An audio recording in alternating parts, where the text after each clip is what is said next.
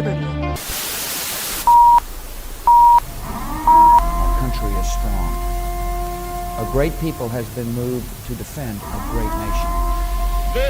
Terrorist attacks can shake the foundations of our biggest buildings, but they cannot touch the foundation of America.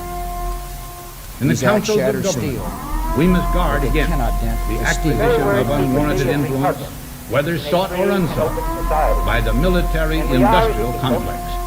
Inherently and historically oppose the secret society. We, as Americans, have the capacity now, as we've had in the past, long ago, to do whatever needs to be done and unwarranted to preserve this last and greatest bastion of freedom. Far outweigh the dangers in this present crisis, government is not the solution to our problem. Government is the problem.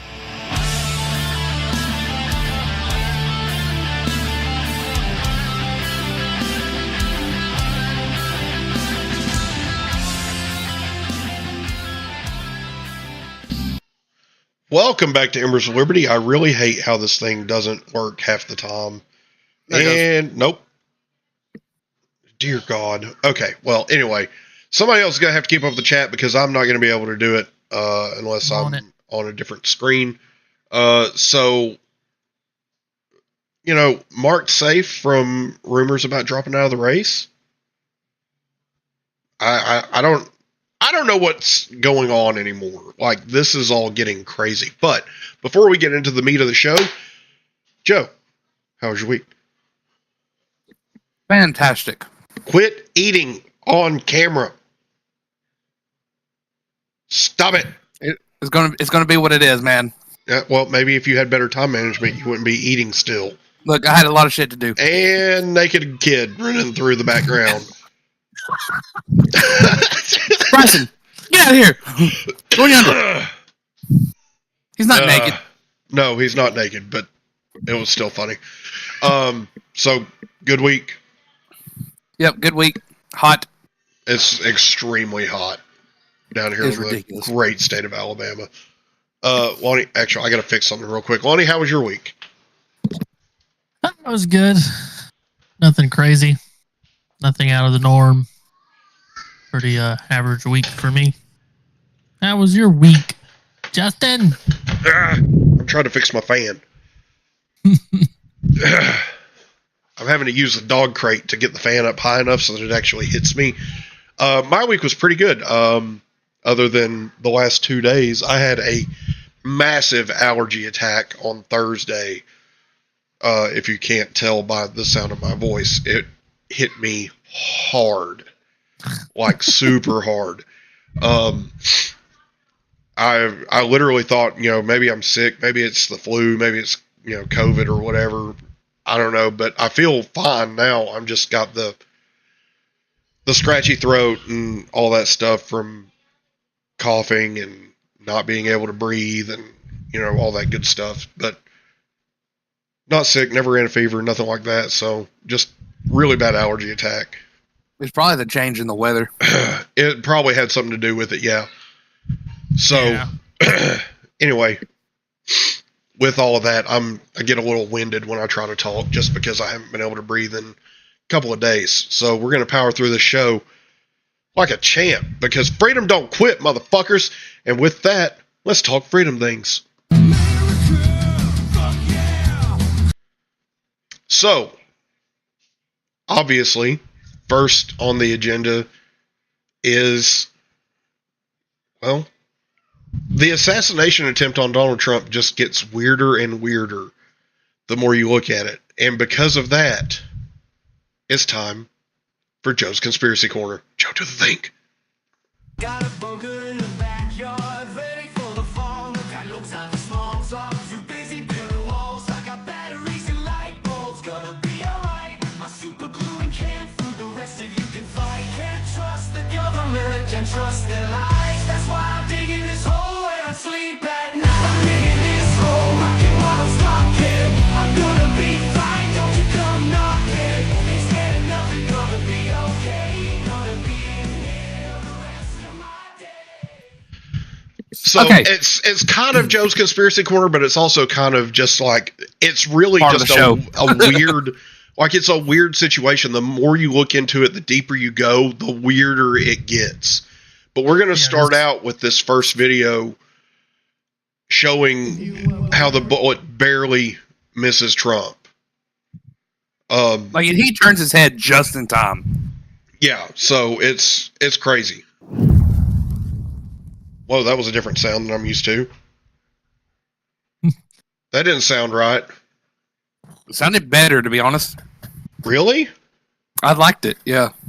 Okay, well, there we go. I guess that's just going to be what it's going to be. Anyway, here we go. Check this out. Really see something that said, take a look at what happened.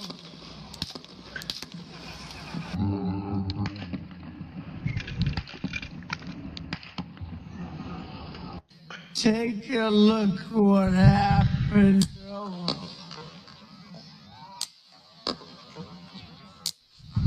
Key thing is the luck of So on top of this, there's actual footage now where you can see where the bullet hits Trump's ear. Yeah, you can actually see the hole appear. Yeah, it's absolutely insane. But what's under that? What's under that bandage? What's under the bandage? A fucking bullet hole. That's what's under the bandage. Oh, bitch! lack of ear. Have y'all seen that though? Where they're like, "What's under the bandage?" Yeah, it's crazy. Well, not only that, but there were some. Now I'm not going to be able to find the video. I know there's video because I've seen it. Of what? Of where they at? Of him getting hit in the ear. I got it. Oh, you've got it? Yep. Yeah, can you send it over to the Discord? That would be great.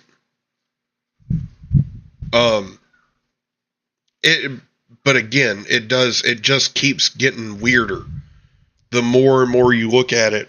And the Democrat response to this has been absolutely disgusting. Okay, in particular, there's this one guy who's a super popular podcaster / influencer called Destiny, who has been absolutely atrocious all week. God. What a fucking loser. Yeah. Where'd you send that to, Lonnie? The general? General, yeah. Okay. Thank you.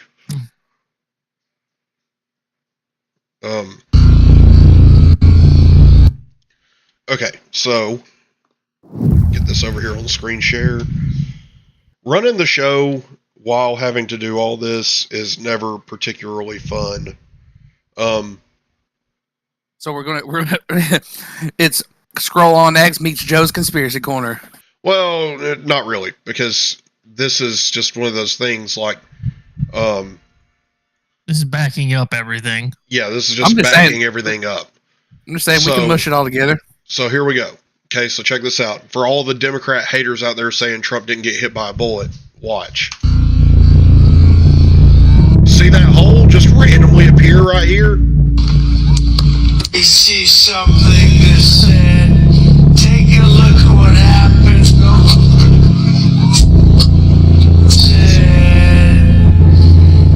Take a look at what Chécate ahí.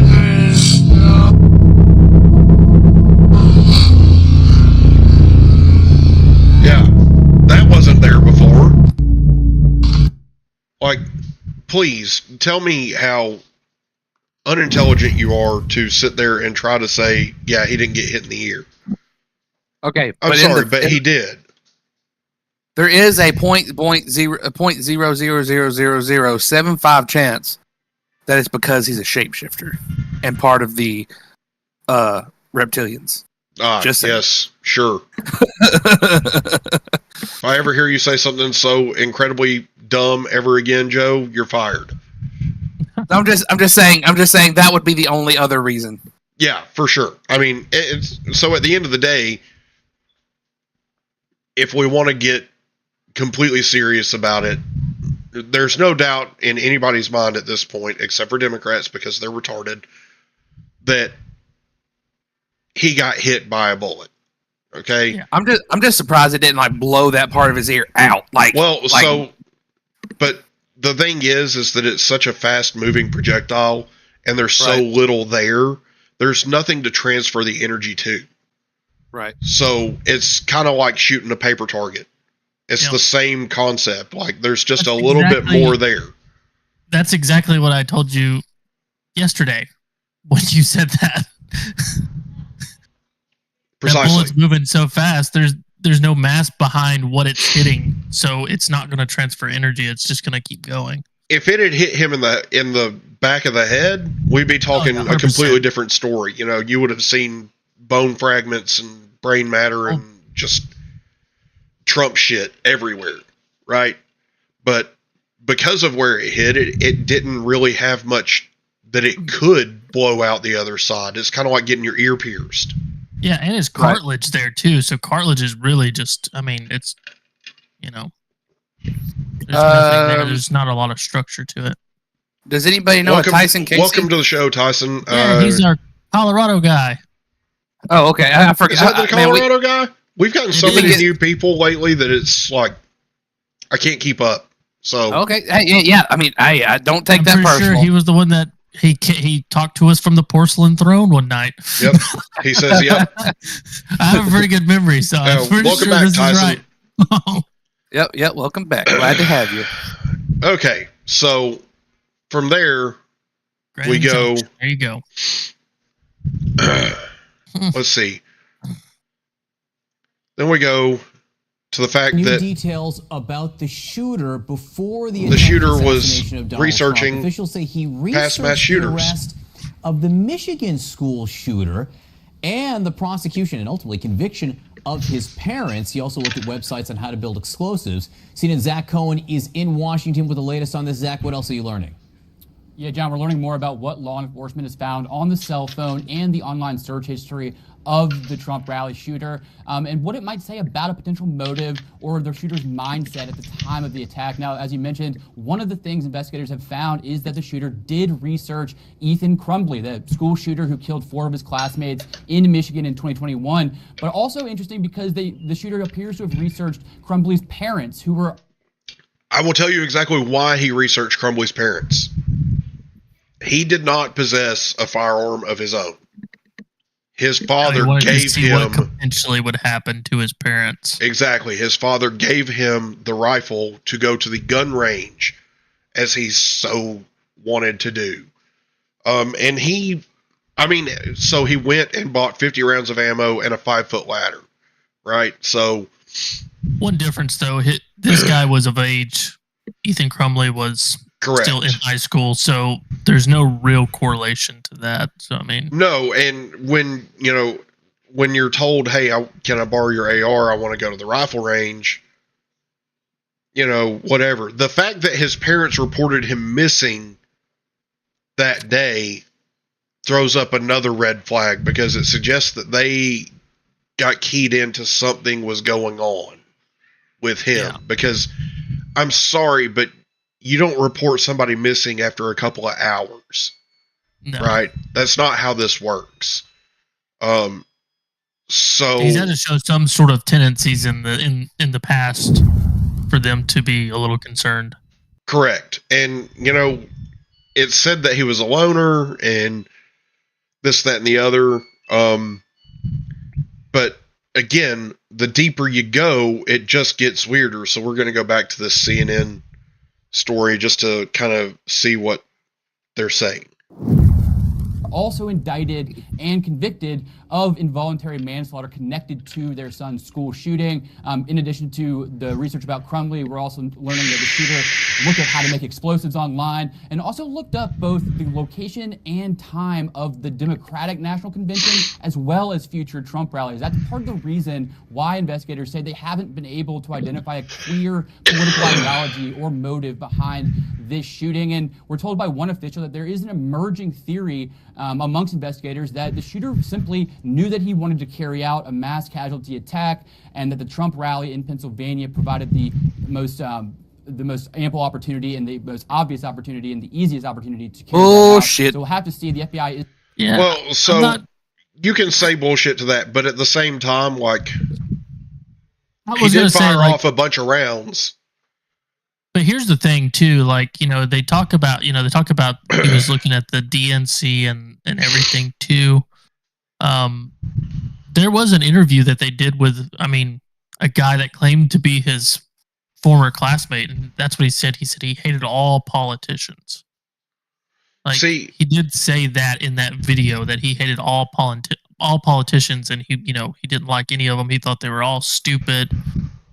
So if you go by that, that kind of checks out. But here's the problem: there's no real proof on either side of that to really show that. No, And for God's sake, the kid's last search on his phone was porn. Porn.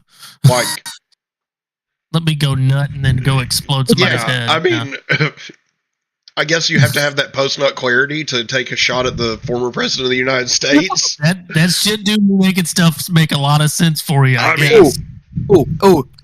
Joe's Conspiracy Corner 2.0. He went down into the building underneath him, nutted with the FBI agents, and then went up there. Oh, Jesus Christ, shut up. Fucking A. No, that's not how this works. Shut your damn mouth, boy. If anybody hasn't been, in the meme circus this week, I hope that question kind of cleared up what you were asking, Malik. Like, that's the thing. Like, yeah, sure, it could be, could not be, until we have any kind of solid evidence to back that up from. Who do you fucking trust at this point? Unless it's coming straight, like, unless you're seeing, that's kind of my problem too. Is like, okay, the FBI is the one who's over this whole thing. Who do you trust to relay the actual information? Because at any point of the investigation, the only person that actually knows what happened is the shooter, and he's dead. Yeah, for sure. And this was the last thought that went through the shooter's head when he realized he missed. Fuck! Oh shit, not good. It was at this moment that he knew he fucked up. And now all the American people are like, all right, then keep your secrets. Yeah, pretty much. And that's the thing. Like, yeah, the FBI is investigating this, yada yada yada. We're never going to know anything. Nobody's ever going to tell us shit. It's going to be just like JFK all over again. Like, yeah, I trust Bongino for sure. He's kind of been the guy that I've been looking towards for any kind of like viable information, because now there's a bunch of shit, and go figure, there's always these people that take these whole things like this and run with them in such the fucking far corners of the universe. Now they're talking about there was 3 shooters that ziplined off of the fucking water tower, and if you look at the video, I'm sorry people, it's not a fucking person. These people go to the extent of detailing out, oh, there's a rifle, a person in all black, tactical gear squatted down beside the top of the water tower. And it's like, no, that's a fucking shadow. You can look on the side of the water tower and see a shadow. And they're like, oh, yeah, they got, one person got shot and another one ziplined off of the tower into the woods, got into a vehicle and took off. And it's like, what are you talking about? Yeah. That didn't happen. No, it did not. There's no way that kid was that connected. Well, and that's what people are saying, but that's what I'm saying. Like, because there's no believable proof coming from top officials. This is what's happening. This is what's occurring, and I think it's by design. I think they want people to get it so diluted that everyone just stops paying attention. Right. Because 100%. I agree. At a certain point, people are going to say, "Okay, this is getting so egregious. This is getting so far, out of the realm of possibility. I'm just going to stop paying attention to it altogether." And that's what they want, because they want it to draw attention away from, and here's another conspiracy. Those people who are claiming this stuff could be plants from them. I don't know. It could be a distraction that they have proposed to get the attention away from the main problem here. Yeah. So everything that you said, completely viable. Like, none of this makes any fucking sense. At the end of the day, none of it makes a lick of sense. And it's so bad that we're not going to get any kind of actual answers. So here's the really crazy thing, right? So, they had that conference call with the FBI, DHS, and a few of the senators. or congressman. I don't know which one, but they had a call, right? A conference call. Yeah. They only answered like 4 questions, and then when the people who were sitting representatives tried to ask questions, they hung up the phone. So here's the thing, but that's not the crazy part, right? They weren't allowed to ask but like a certain amount of questions. Then tell me why Kim Cheadle decided she was going to show up to the DNC and just waltz in there like her shit didn't stink. You mean the RNC? Yeah, that's what I meant. Yeah. But she just walks in there. Why? Why are you there? I don't know. Like Why would you come there? And then guess what? She gets cornered by a group of representatives, and they're asking her questions, and they're like, "Hey, what's the deal? Like, you're going to answer some questions because this is a problem." And she's like, "Okay, that's fine. I think." She claimed she was there to like talk to people in one of the booths, I guess like supporter booths or whatever. Yeah. But it's like, why? Who are you thinking? You have no relation to anybody here. That's not your purpose. Your purpose is to protect important people. That's it. Agreed. You shouldn't be shaking hands or giving pats on the back to anybody. But why are you here? That's weird. That's very odd. There are literally no words for how shitty a job Kim Cheadle has done. And congrats on your man-sized balls for showing up at the RNC where, Trump is at, who you almost just got killed. But we don't want you here. Yeah. At all. To protecting fucking cans of soda. Yeah. And, for somebody that says the buck stops with her, she's doing an awful lot of deflecting. My favorite excuse is the slightly sloped roof. Yeah. That's some bullshit right there. You know what's really funny is they have Secret Service members who climb onto the top of the White House. I don't know if you've noticed, sloped roof. It's not just sloped; it's curved. No, that's the Capitol building. Sorry, my bad. Yeah, sloped roof on the White House. Don't know if you noticed; it's sloped. I can't. So, dude, there was literally a sniper on a sloped roof at the rally. It was with the FBI, but still. No, that was a Secret Service sniper. Oh, it was. Yeah. So the guy that took the shot that killed the shooter.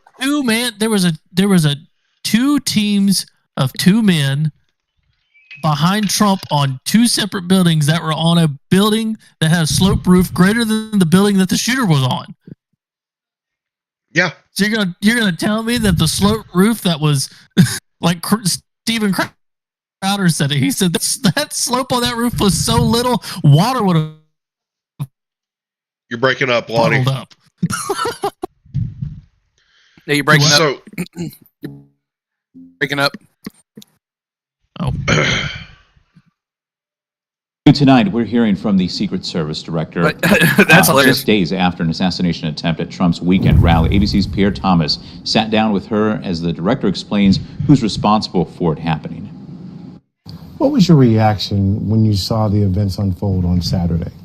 Shock, and then concern, obviously, for the former president. This is an event that should have never happened. Who is most responsible for this happening? What I would say is that the Secret Service is responsible for the protection of the former president. So the buck stops with you?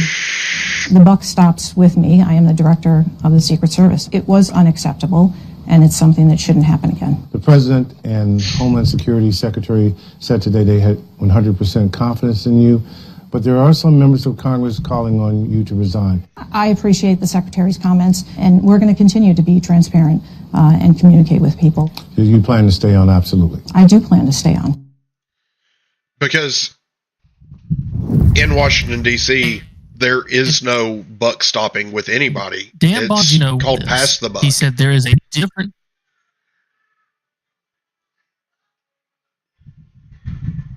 What's going on here? He said the difference is there is a difference between responsibility and accountability. Yeah, there is a difference between responsibility and accountability. And she can take responsibility all she wants, but she's not being accountable to anyone.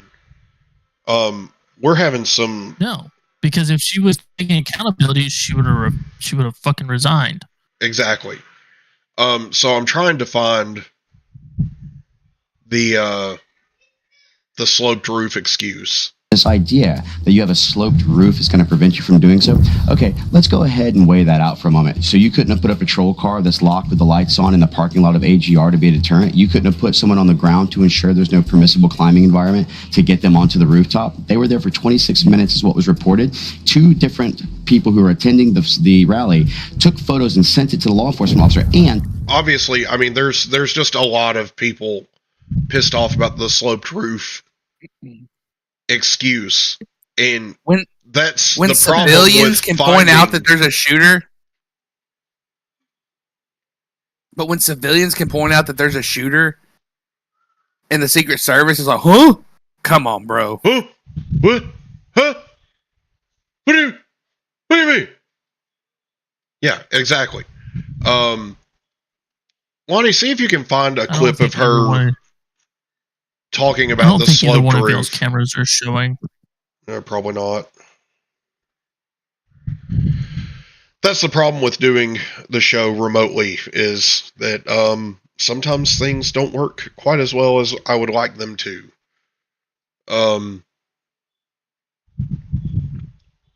But again, here the whole thing is that you want to talk about a sloped roof.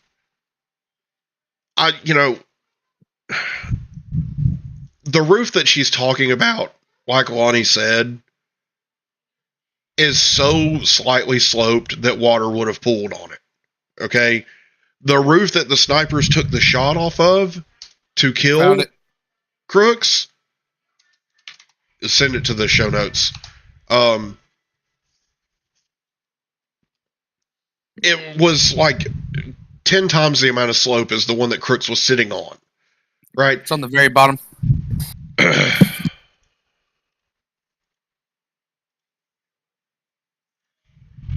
Let's see. Okay, yep, there we go. Yep, and there's an ad. So, after these ads finish, because this is a stupid New York Post. As I was scrolling through Twitter, I did see something pretty interesting. Someone claims that Kimberly Cheadle to resign as soon as Monday. Well, she needs to. But anyway, here we go. Right? So, this is going to show you where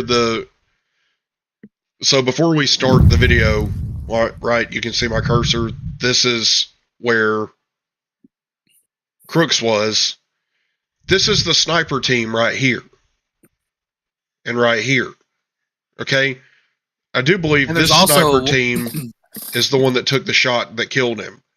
But there's also one over here around the GMA area, I do believe, too, isn't there? Probably, but I'm not sure. So, even based on just these pictures, you can see the difference in the slopes. Right? So, you're going to sit there and tell me that the sloped roof is the reason that you didn't put snipers on that building? Okay, fuck off. You are a liar, you're a piece of shit, and you nearly got Donald Trump killed. Properly locked down, the shooter climbing up seemingly unimpeded, about 400 feet from the stage, with a direct line of sight on the former president. Should that roof have been secure, period? That building in particular has a sloped roof at its highest point. And so, there's a safety factor that would be considered there, that we wouldn't want to put somebody up on a sloped roof. And so, the decision was made to secure the building from inside. That makes absolutely no freaking sense. Why are you going to secure it from how are you going to secure a building from the inside?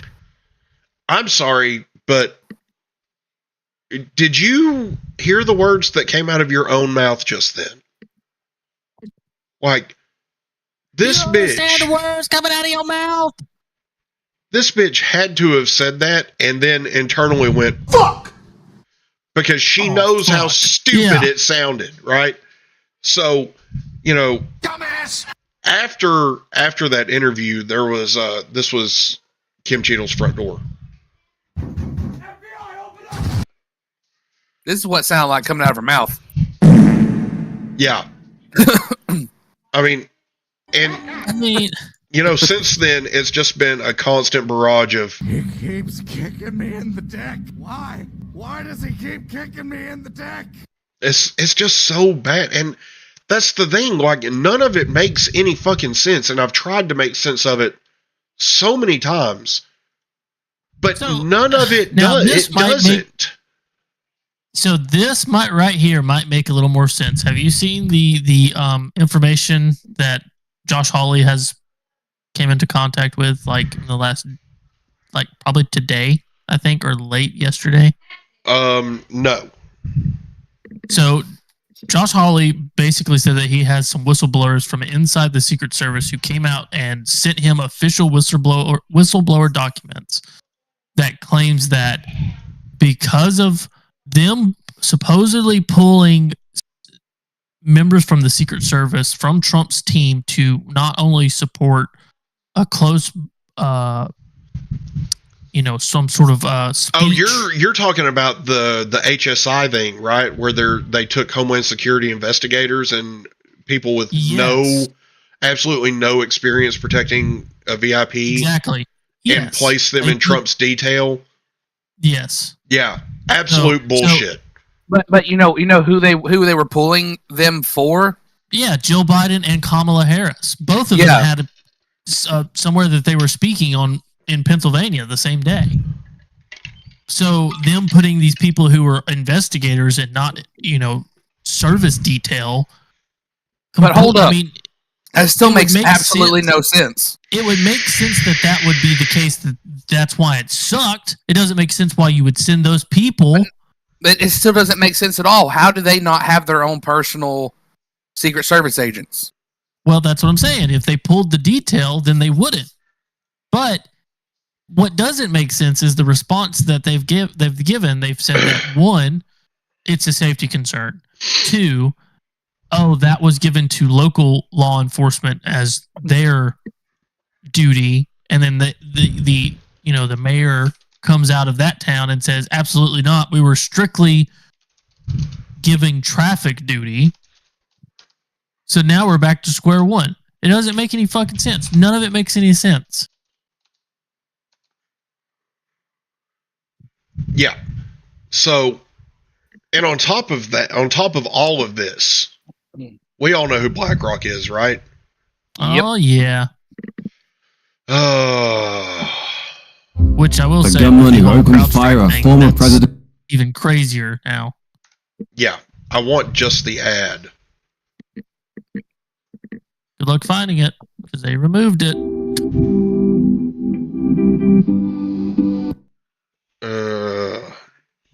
Well, here's at least a screen. Let me look. I think I can get it real quick.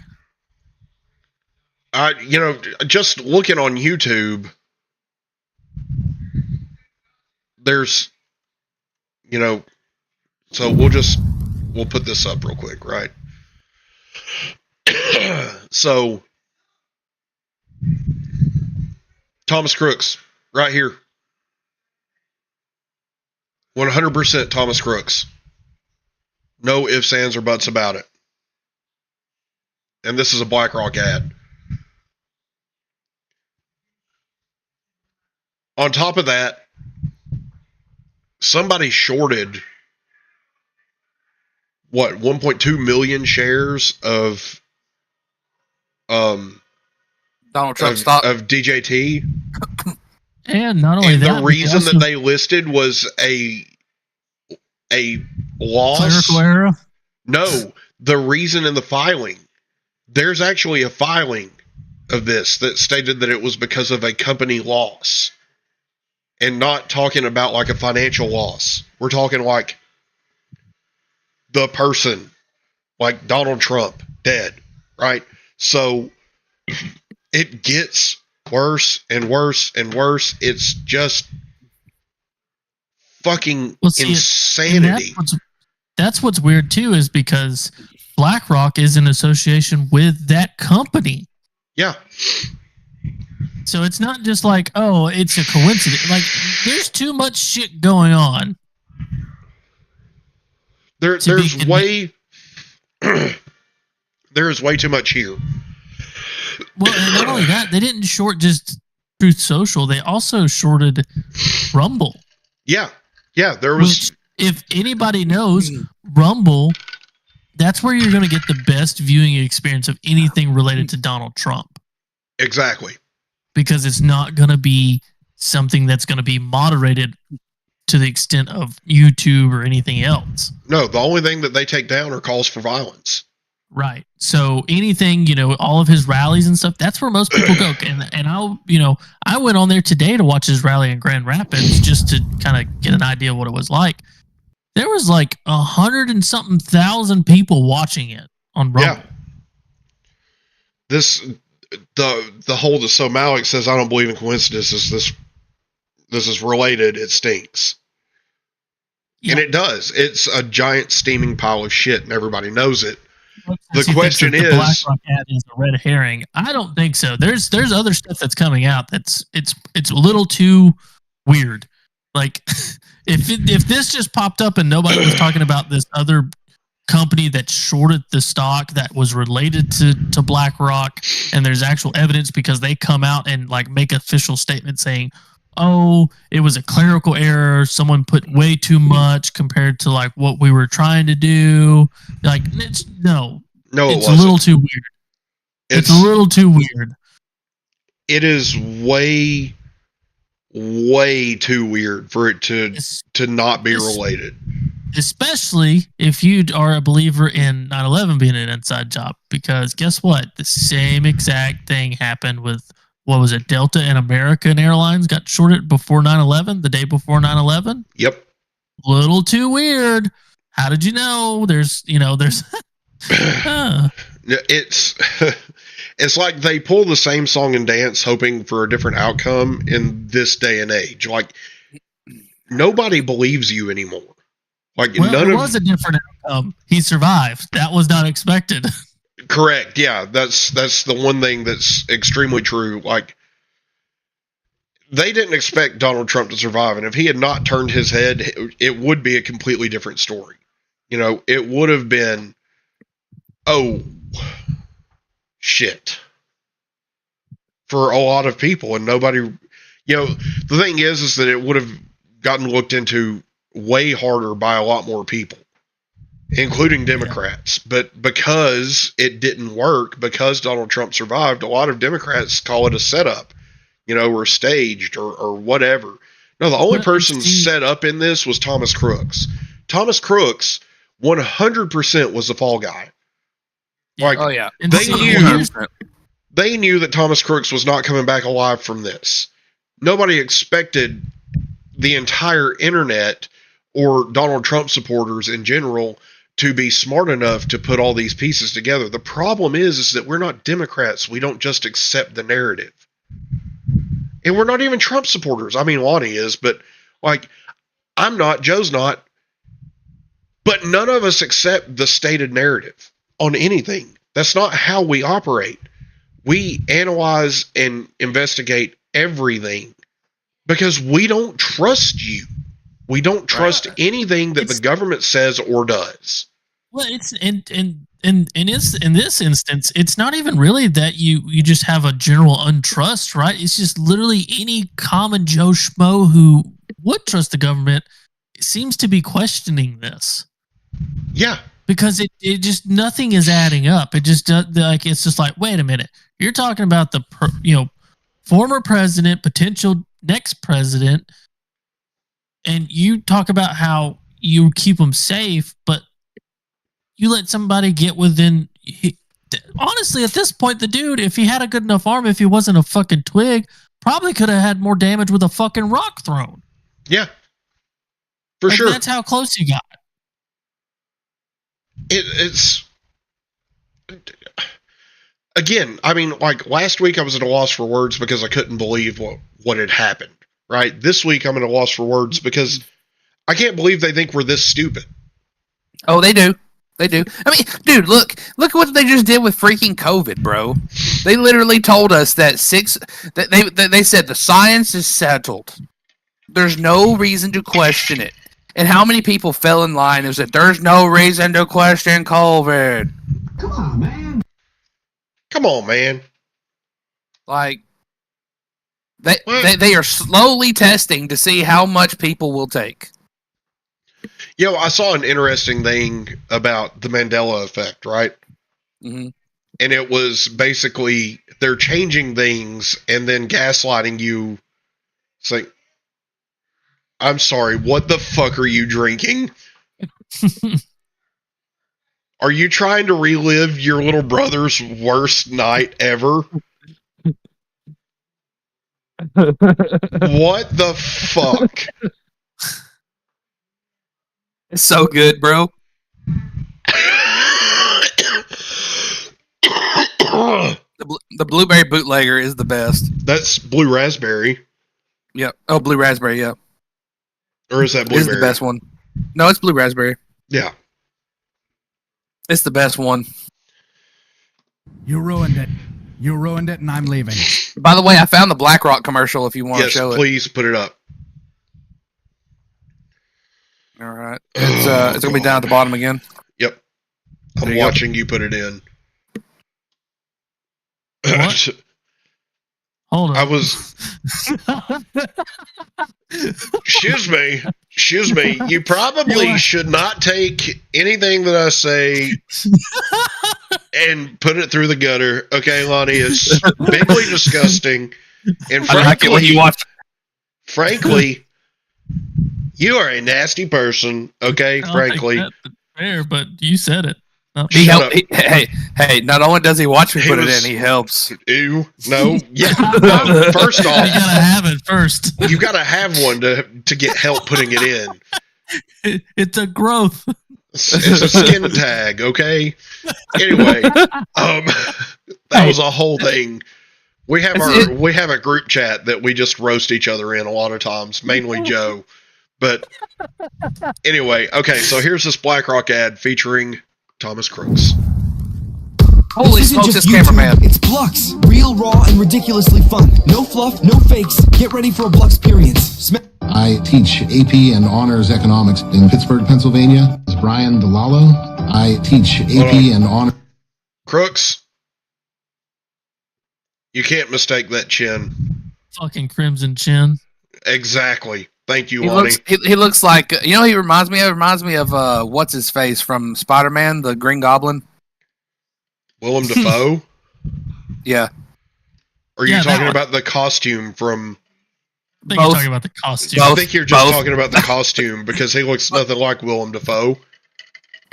Dash Dabrowski looks like Willem Dafoe. In fact, I call him Timu Willem Dafoe on X all the time. William Dafoe Dose. I mean, it used to be Wish.com Willem Dafoe, but now since Wish is gone, it's Timu.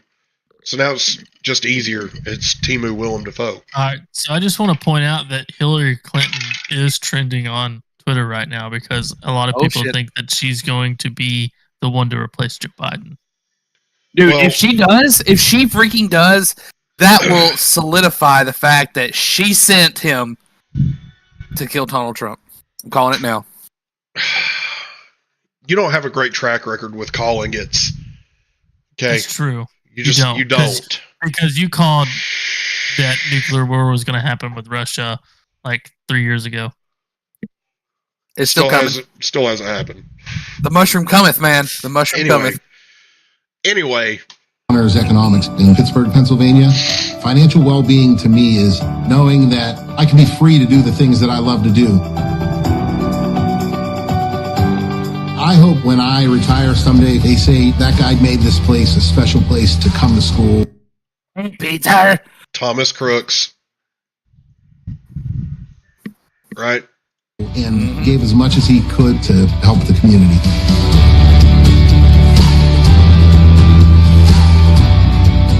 This is the shooter, Thomas Matthew Crooks. The ad is from 2023. Okay, we don't need their commentary.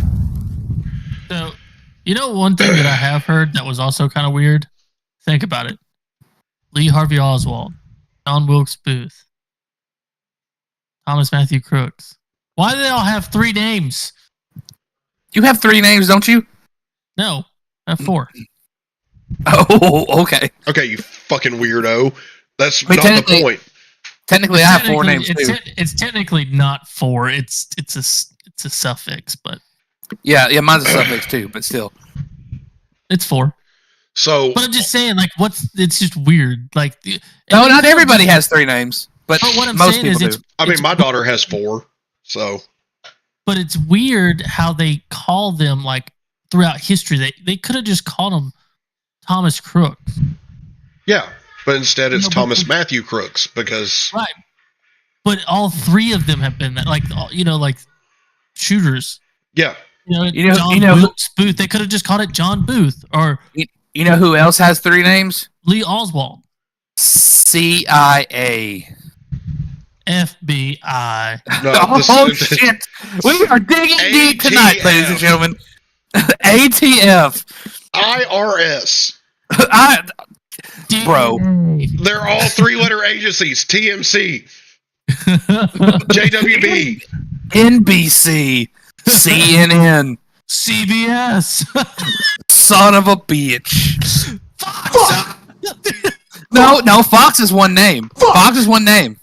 Fuck. Still 3 letters. Fuck. NSA, yeah. Fuck. NASA. Oh, that's 4. Fuck. I was getting worried. Allegedly. DHS. Oh my God. It's so true. Oh my God. And you know what? This goes deep. You know what 3 means? Hold on. Oh shit. It's the mocking of the Holy Trinity, the Father, the Son, and the Holy Spirit. I mean, you actually, it actually is. If you, yeah, I know. Holy if shit, you look at the cult. What? Holy shit.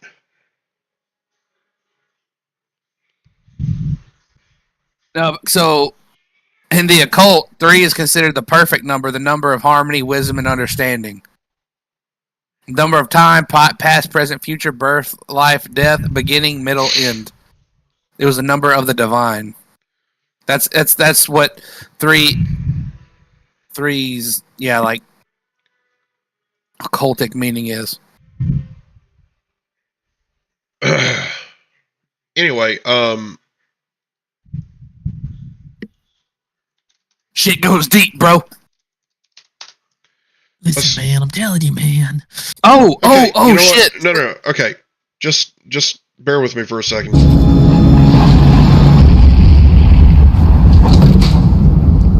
At last. What's up? Welcome, Neo. This is us right now. I have guessed. I am Morpheus. It's an honor to meet you. No.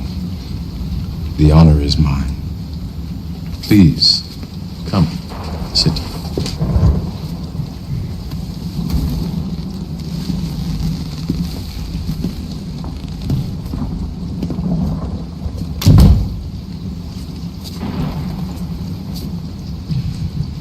I imagine that right now you're feeling a bit like Alice.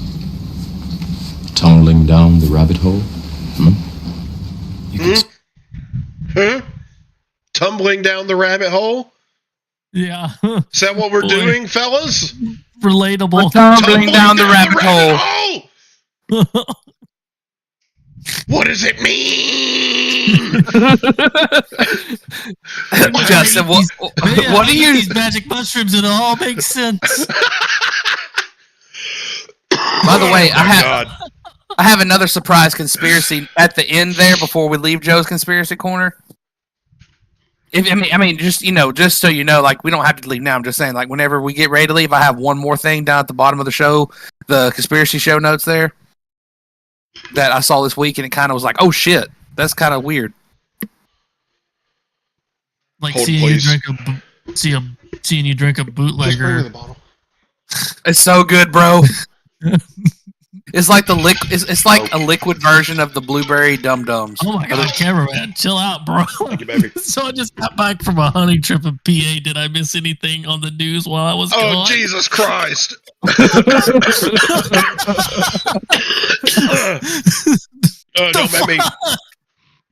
Don't make me laugh like that. It makes me cough, and coughing hurts. I was just listening to Joe talk, and I look over and I see that. I was like, oh my god. Holy shit. You are so Damn it, dark and cameraman. demented. Oh, Damn you are it. so dark and demented. Bro, I feel like you would be a blast to hang out with, but you also scare the shit out of me, so, like... The only thing that would make that more scarier, the only thing that would make that scarier is if it was like, I just got back from a hunting trip, I was hunting Cheetos. Did I miss anything on the news while I was gone? Oh, shit. Anyway, more of this. Say that.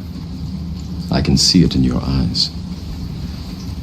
You have the look of a man who accepts what he sees because he is expecting to wake up. Ironically, this is not far from the truth. Do you believe in fate, Neil? No, Why not? because I don't like the idea that I'm not in control of my life. I know exactly what you mean. Thank you. Let me tell you why you're here. You're here because you know something. Goddamn right we know something, motherfuckers. We know a lot of somethings. We know that this shit ain't adding up. Okay? This math ain't mathin'. Hell yeah, boy. This math ain't mathin', bro. It's not mathin'. I gotta make sure that we're not getting fucked on the copyright shit. I'm about to go down to Taco Bell and get me a blast.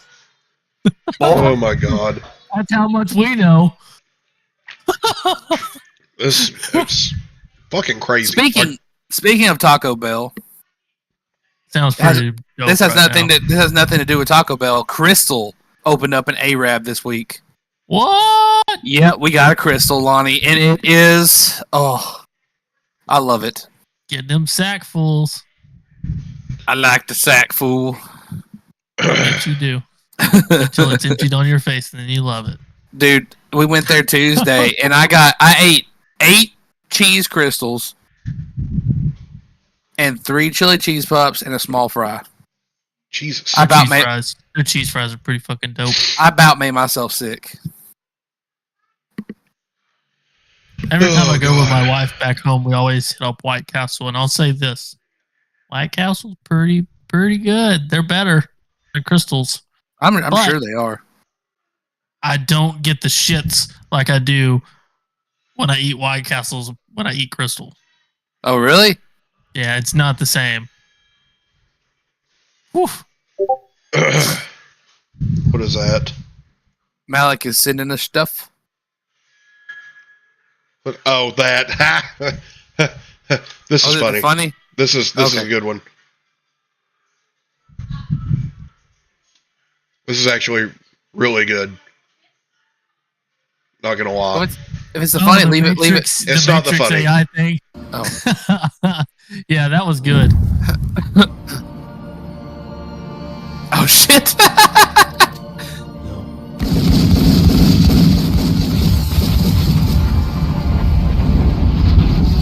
I mean, it looks like shit, but it's so funny. too because it's like Mitt Romney and Barack Obama standing with him later on, or something like that.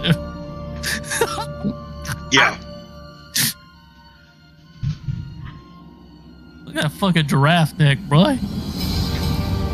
The gold Trump shoes. Damn gold shoes.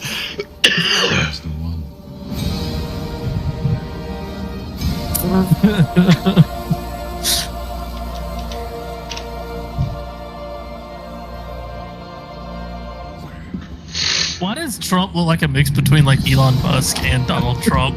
I don't know.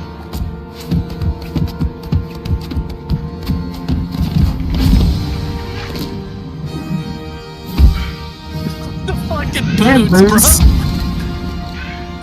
bro. Why did he fold like a folded up t-shirt? It looks like a mix between like I don't. It looks like it's got like Superman or something. It's Zuckerberg. I like how the skin turns orange.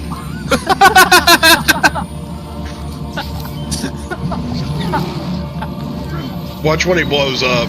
It's fucking hilarious. Fucking American flags. Ugh, flexing on these hoes. Big buck teeth. He's even got an American flag like in his lines of his lips. Ugh. That's funny. Oh my The most god. American thing I've ever seen. So fucking funny. Anyway. Oh my god, why does it keep doing that shit? Anyway,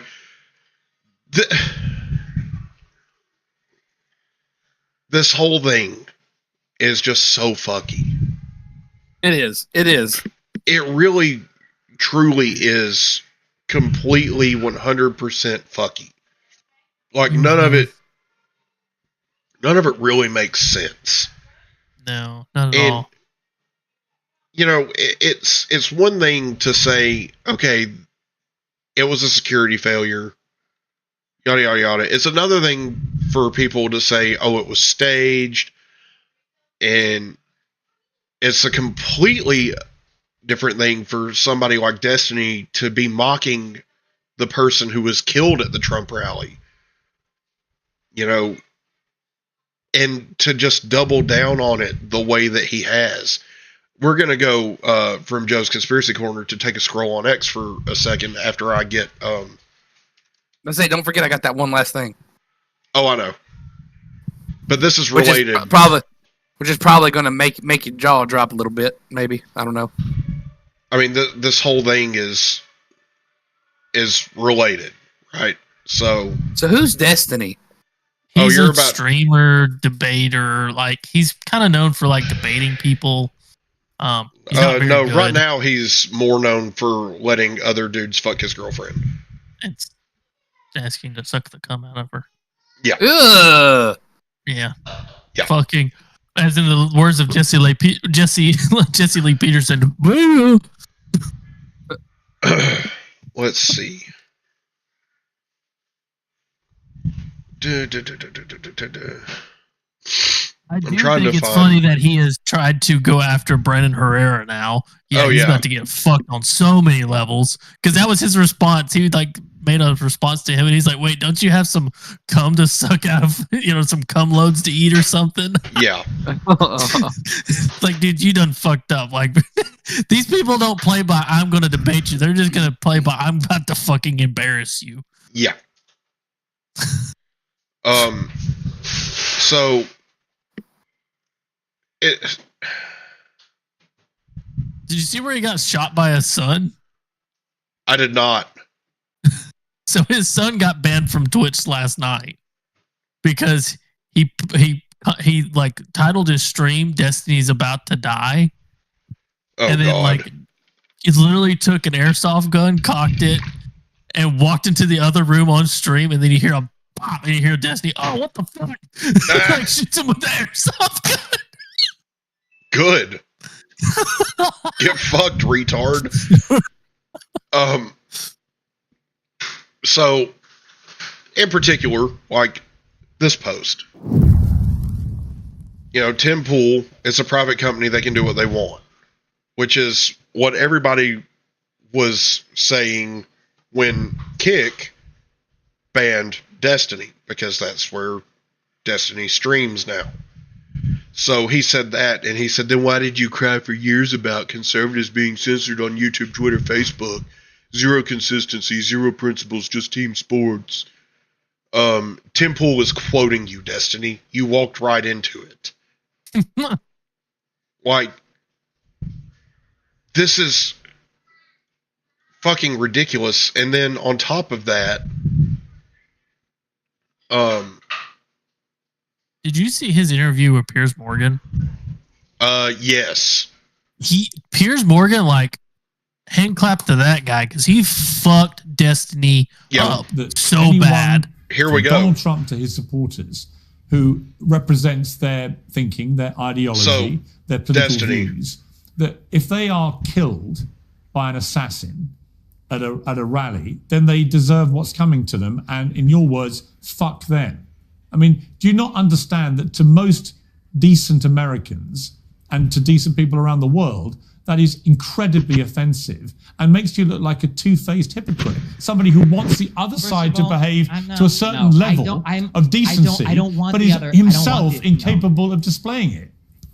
The conservatives don't have it in them to have that level of decency. So why don't you rise to a higher bar? Why don't you yourself show them the promised land, Destiny? Show them the way they should be behaving. Have been doing it for 8 years. There's nothing to be gained there. So instead, we'll just have a laugh instead. When you're asking for this type of decency, you're saying like they did for Pelosi's husband, like they did for BLM people, like they did for the endless. He didn't die, but he got the crap beat out of him with a hammer, and they made jokes about his gay lover. The jokes were disgusting. Their underwear. It's funny. The same thing about the people making mockery of Trump. Why do you join the mob? It's not just the jokes. It's the underlying substantive analysis as well. It's the lack of responsibility for January 6th. It's the lack of responsibility for the Gretchen plot. It's the lack of accountability for. Hold on. The Gretchen plot was literally started by FBI plants. It was planned, it was paid for, and set into motion. Like, it was completely 100% orchestrated by the FBI. Fuck off. And they also played a huge role in January 6th. Yeah, exactly. Proven. Also, worth noting, Nancy Pelosi's literally on camera saying this is my fault about January 6th. Because I refused the National Guard troops. Weird.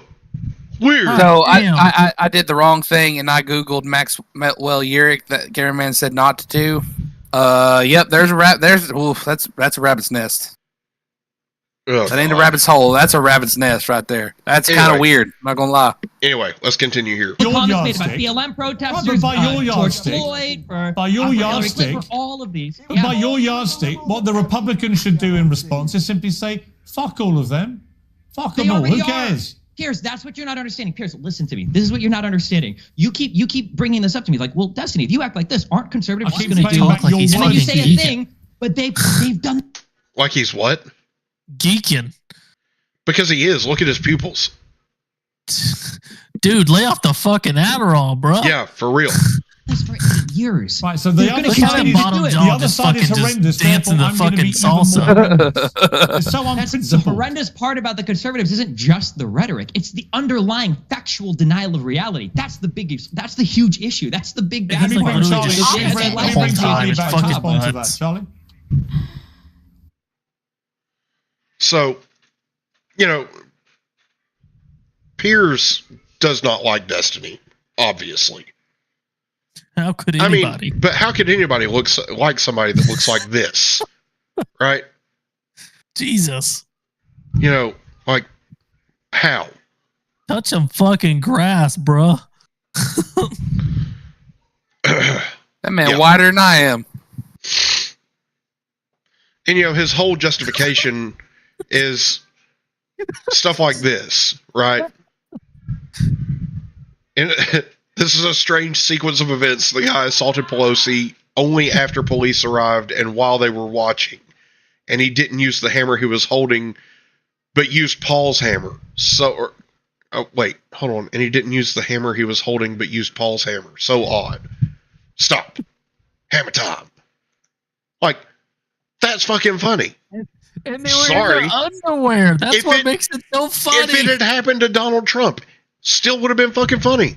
Okay. But on the side note, there's been posts of like people are talking about, Trump. He was like, "There's nothing like world class pussy," and it's like, this guy's this is a dude, right? This is a man. Yeah.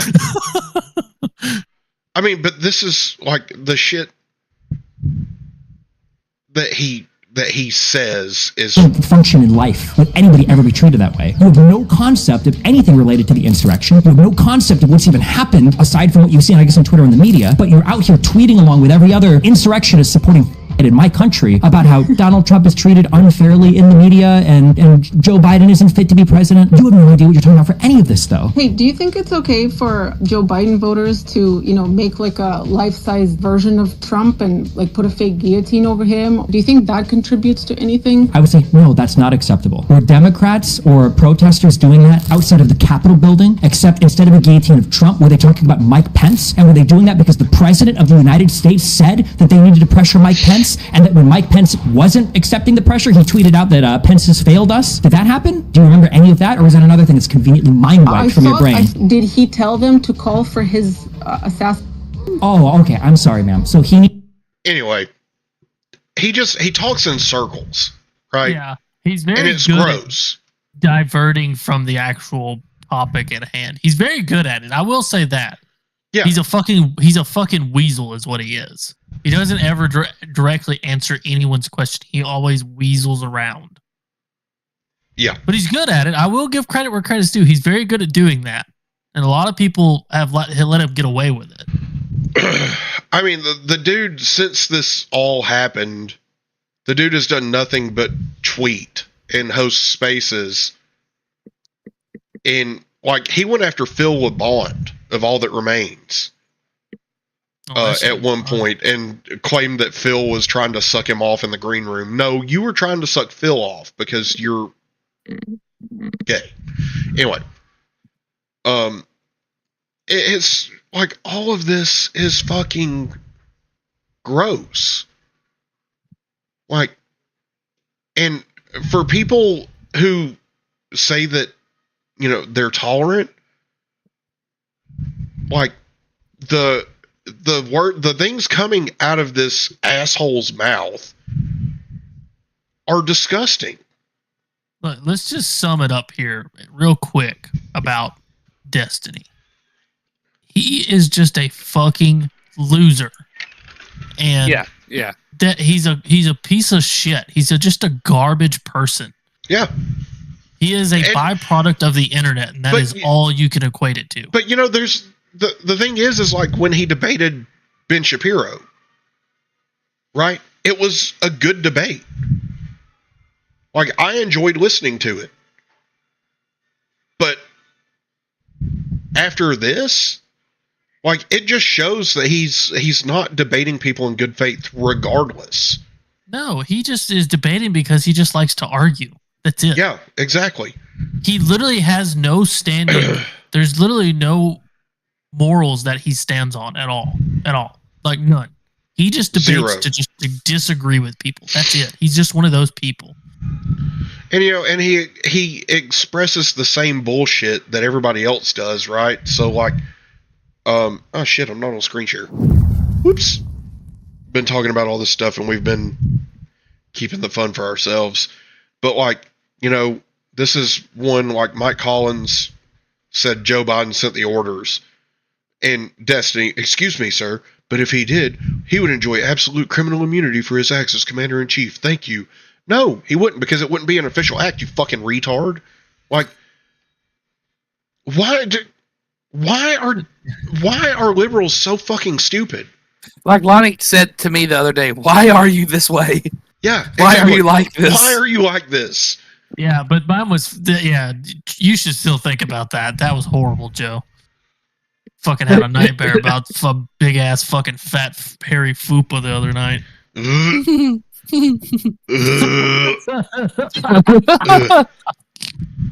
Shit was traumatizing. You did like the one I sent this evening, though. And I mean, so the other thing is like CNN, Secret Service rushes Trump off stage after he falls at rally. It was breaking news headline because no one knew immediately what happened, you fucking dolt. Yes, they did. Anybody watching it could have heard the gunshots. Especially considering that CNN was live, shooting it. Yeah. They were there, streaming it live. Of course they knew what fucking happened. I'm convinced, dude. I'm just convinced we're done. We're done. Society is done. It's getting worse, right? So anyway, back to what we were originally talking about, right? So the shooter also flew a drone over the venue hours before the speech. He signed up for the rally. The Secret Service was aware of the shooter for at least 20 minutes prior to the shooting. Like, all of this shit. He was also found with a rangefinder. Yeah, I mean, when they noticed him, they watched him with a rangefinder. Like, I don't know why you need what are you people doing? Like, what the fuck is happening here? This doesn't make any sense at all as to how this was allowed to happen. It doesn't make sense. It's fucking crazy. Let's go to the DEI Secret Service people, though. What? Where? Right. This? Where it says DISS? Yeah, that. Yeah. That the video of him arriving. No, the second one. First of all, the second one first. The second one first. Sorry. This one? Yeah. Where she can't holster her gun. Oh yeah, for sure. This is gross as well.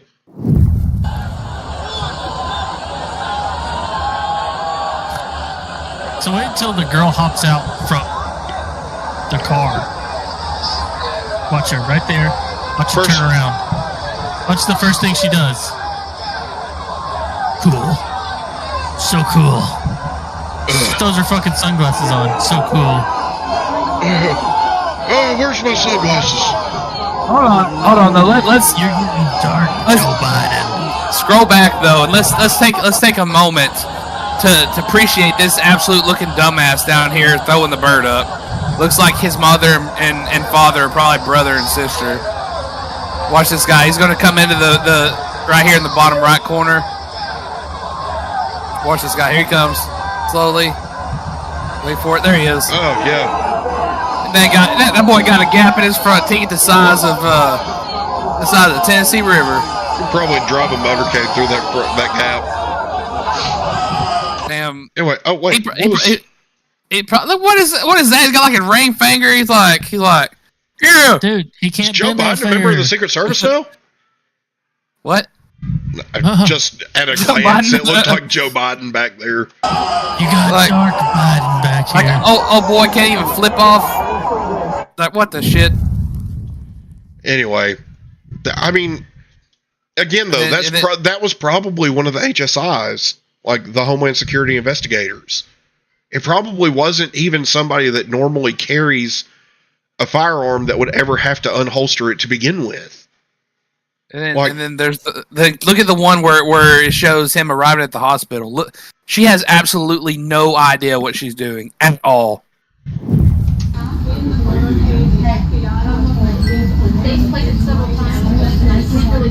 Currently at the hospital with Karen. President Trump was just shot supposedly in the head, and they just rushed him here.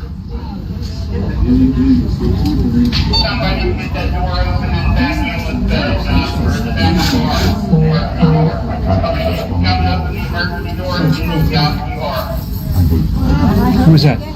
Oh, I'm sorry. I'm just trying to.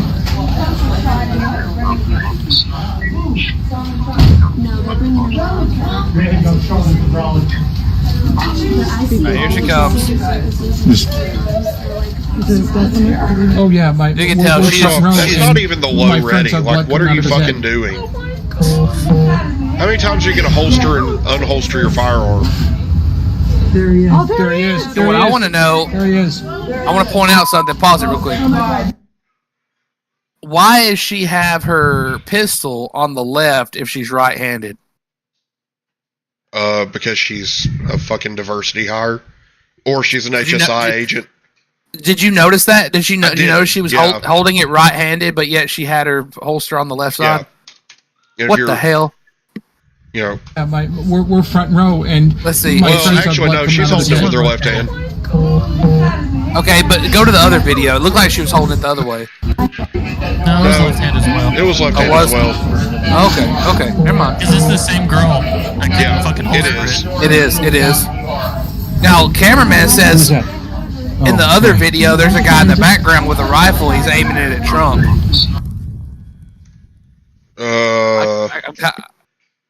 In the other video that we just watched. Yeah. Yeah. He probably was just flagging the shit out of him and all. Okay, so let's go back to that one.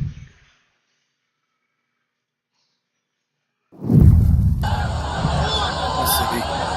There's Trump right there. I have a feeling he's talking about the guy in your far right, upper right corner right now. The tan.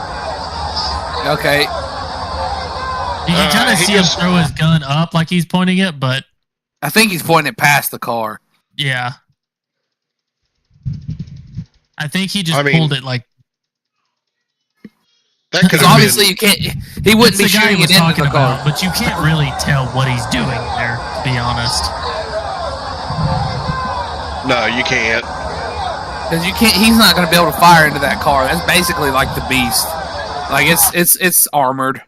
Yeah, those you can't even roll those windows down, motherfucker. Anyway, I just I don't think he was intentionally pointing it at him. Based on what I saw there, he was probably calming and just flagged the shit out of everybody there. Yeah. So anyway, so I have some legit, little surprising stuff I found this week to kind of end Joe's conspiracy corner here, which is taking up like most of the show. Yeah, but the whole show is basically a conspiracy, according to everybody. Like literally the most talked about thing on the internet all week has been this. But here's some oh shit conspiracy though. This is old, but we'll go with it anyway. For the final part of this is super old. Anyway, here we go.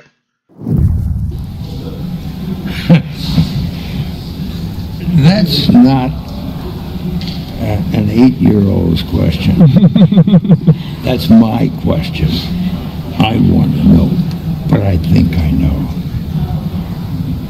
Because we didn't go there, and that's the way it happened. And if it didn't happen, it's nice to know why it didn't happen, so in the future, if we want to keep doing something, we need to know why something stopped in the past that we wanted to keep it going. That is a damn word salad. Yeah, I don't think that's... He was about to have a fucking heart attack. That is a Kamala word salad right there. I don't think that's what you think it is. I think that he just kind of fucking forgot what the question was. He was just Joe Biden in it, you know? That's it. Yeah. I'm just saying. I thought it was odd. Anyway, yeah, I mean, it's weird, but again, he's an old man. So. Oh yeah, he's old as shit, and he's apparently been to outer space, so that probably screwed with him a little bit too. Yeah. Anyway, so I'm really going hard tonight, man. Started out with the bootlegger. Now we're going with straw burrito. That's not going hard. That's just like light work. Anyway, that's been Joe's Conspiracy Corner. Joe, do the thing. Got a bunker in the backyard, ready for the fall. Got no time for small talk. Too busy building walls. I got batteries and light bulbs. Gonna be alright. My super glue and can through the rest of you. Cody's here. Can't trust the government. Can't trust Who? their lies. That's why Cody. I'm digging this Who? hole and I sleep at Cody. I'm digging this hole. Rocking while I'm stalking. I'm gonna be fine. Don't you come knocking. It's scared of nothing. Gonna be okay. Gonna be in here the rest of my day. I hate you too, Cody. I freaking love that song. That song will never get old. No, it will not. Anyway, okay, so now I do want to talk about, before we get into the RNC, because there's a good bit of the RNC that I want to talk about. And by a good bit, I mean there's like 4 things I want to talk about. Anyway, I want to talk about California Bill AB 1955. Whoa. So, California fucking sucks, right? Fucking cesspool. That's all you really need to know about California, is that they suck. But this bill just proves how badly they suck. So, this essentially is relating to pupils' rights, aka minor children in school. That don't actually have rights other than, basic human rights. That have no rights other than basic human rights, as Joe just said. So, existing law requires State Department of Education to develop resources or, as appropriate, update existing resources for in-service training on school site and community resources for the support of lesbian, gay, bisexual, transgender, queer, and questioning LGBTQ pupils, and strategies to increase support for LGBTQ pupils as specified. This bill would require the State Department of Education to develop resources or, as appropriate, update existing resources for supports and community resources for the support of parents, guardians, and families of LGBTQ pupils, and strategies to increase support for LGBTQ pupils, as specified. It goes further to say this bill would prohibit school districts, county offices of education, charter schools, and the state special schools, and a member of the governing body or governing board or body of those educational entities from enacting or enforcing any policy, rule, or administrative regulation that requires an employee or a contractor to disclose any information related to a pupil's sexual orientation, gender identity, or gender expression to any other person without the pupil's consent unless otherwise required by law as provided. The bill would prohibit employees or contractors of those educational entities from being required to make such a disclosure unless otherwise required by law as provided. The bill would prohibit employees or contractors of the school districts, county offices of education, charter schools, or the state special schools, or members of the governing boards or bodies of those educational entities from retaliating or taking adverse action against an employee on the basis that the employee supported a pupil in the exercise of specified rights, work activities, or providing certain instruction as provided. I want to hold you right there. It's just fucking bullshit. Yeah. It's fucking bullshit. It's fucking bullshit. It's fucking bullshit. It is not a teacher's place to provide any instruction on trans anything. You are not a certified anything to have to do with trans, health, whatever. Further than that, because it is not the right of the school or the state to determine what is best for one's children. Not only that, but it gives them the right to tell them and not tell the fucking parent. Yeah, that's a fucking problem. So, because of this particular act, Elon Musk tweeted, final straw. He's moving out of fucking California. So let's just everything. Hold on. You know what? We'll finish. SpaceX, Twitter, all going to Texas, baby. Hold on. I feel like he could pick a better location than Austin because that's still a little too liberal for my liking. But hey, it's a start. So what Joe Rogan says is Austin is like old school liberal, though. That you are a slave. Yeah, it's still too liberal for me. Like everyone else, you were born into bondage. Born into a prison that you cannot smell or taste or touch. A prison for your mind.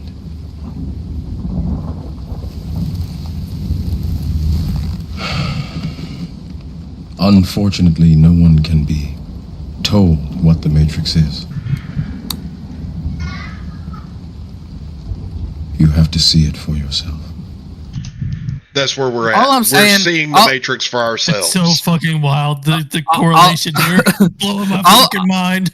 All I'm saying is if a guy in a trench coat shows up to my door one day and says, you have to see it for yourself, and he opens a little pill box, I'm taking the red pill. I'm taking the fucking red pill.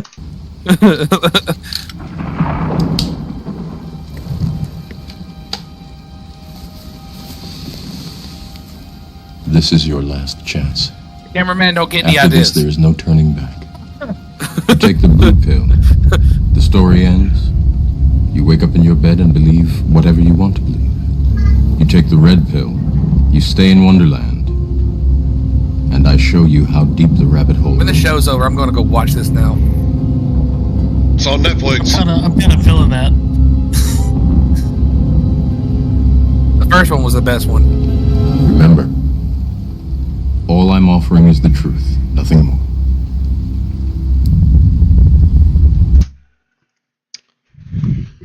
Freaking A. classic movie. All we're offering is the truth, nothing more. Okay, it's just, so dude, do any of y'all have y'all heard about the whole red lamp thing?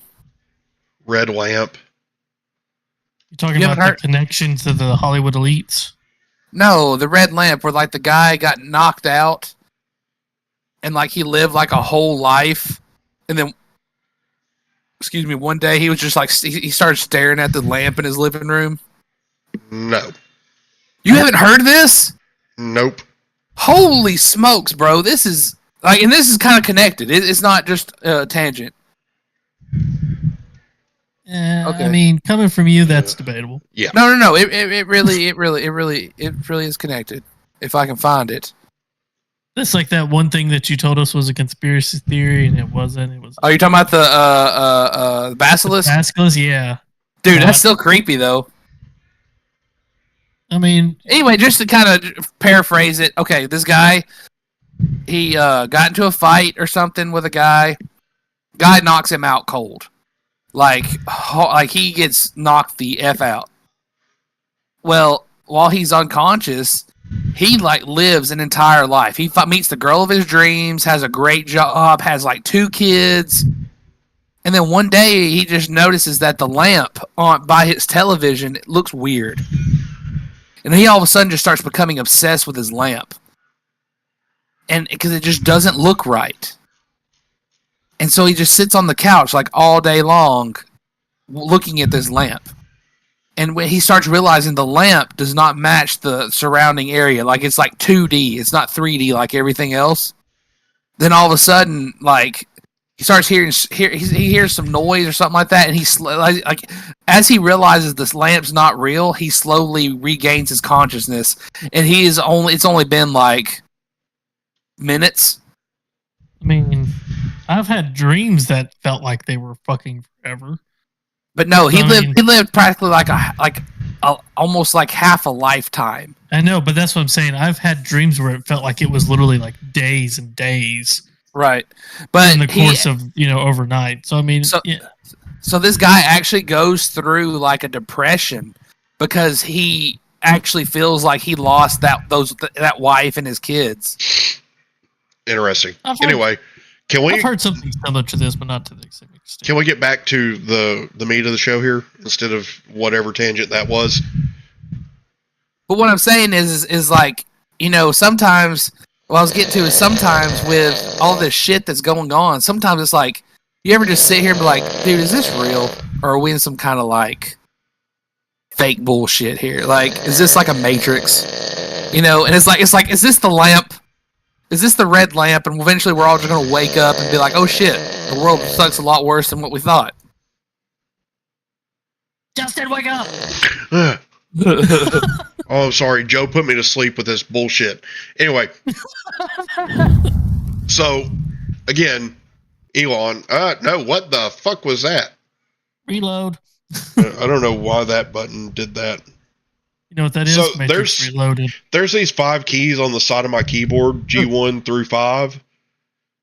And they're mappable, but I forget what I've got them mapped to. And I think G5 is F5 on the base settings.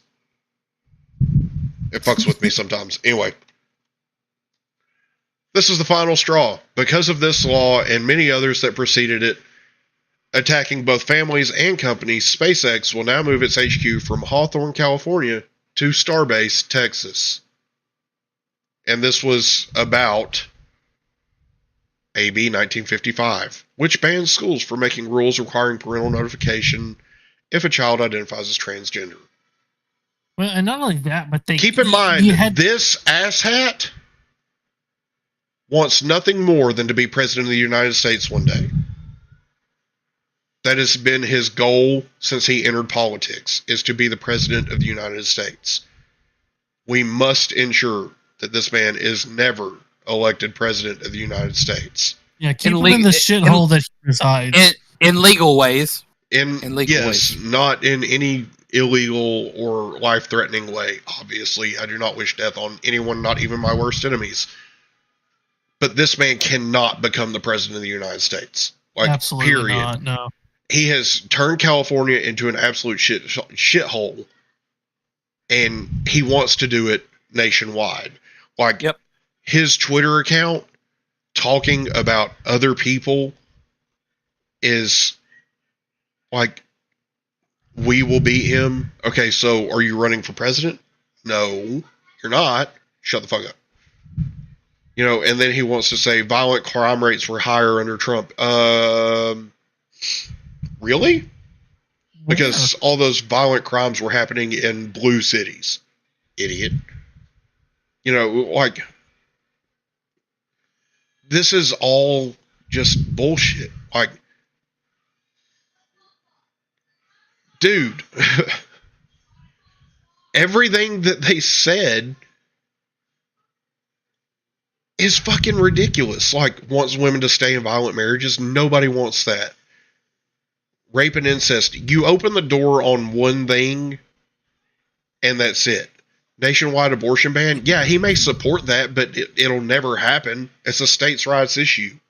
And Trump's already came out and said that he felt like it should be it should be the duty of the states. Yes. Fair. Wouldn't have certified the 2020 election results. He talked about having different paths to make sure that the election was legitimate. Not that he wouldn't have certified it. You fucking idiot. And then praise the Project 2025 agenda. No. Now, Hodge twins, these guys, I love these guys. Gavin Newsom is gay. Who said something about 2025? Project 2025. Did you see where oh fuck, who was it? But Andrew Tate. It was some guy on Twitter was saying this, and he was like talking about, you know, racist or whatever. And Andrew Tate was like, "You shut up, N-word." And the Hodge twins retweeted it. They were like laughing emoji. No, I didn't see that. Oh my god, it was so funny. I gotta find it. Oh my god. Anyway, so now let's get into the RNC, right? And I want to start with probably one of the funniest moments of the RNC, which is this. The blessing.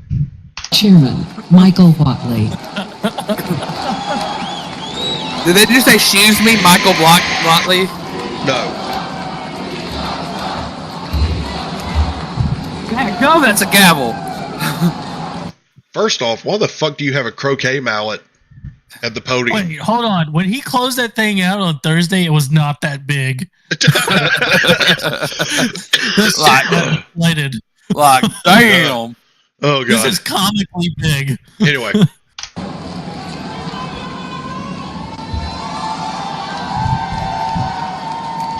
Oh, something that I wanted to mention that I forgot to while we were talking about the Trump shooting, but because it's the RNC thing now, we can talk about it still. But they took videos of Trump without any text or anything on them and flipped them, like just mirrored them, and told people that he was wearing the bandage on the wrong side.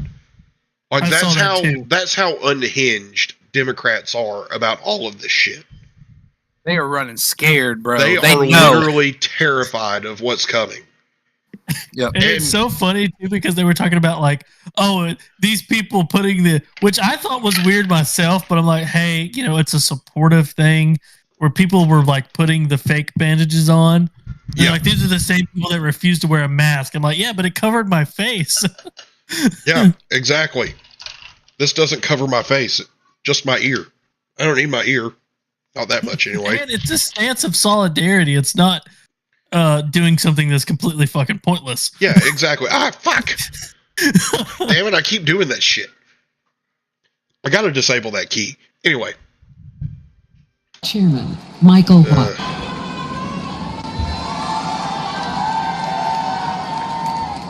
For a benediction, please welcome Pastor James Remke.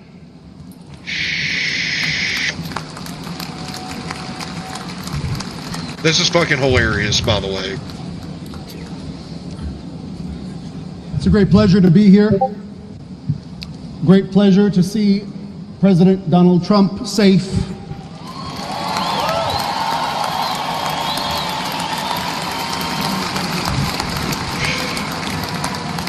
And if I may, before the benediction, give you this promise. You're going to be so blessed. You're going to be tired of being blessed. I guarantee it.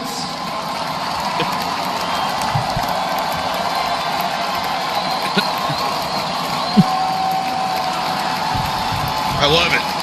I love it. A pastor with a sense of humor. Believe me.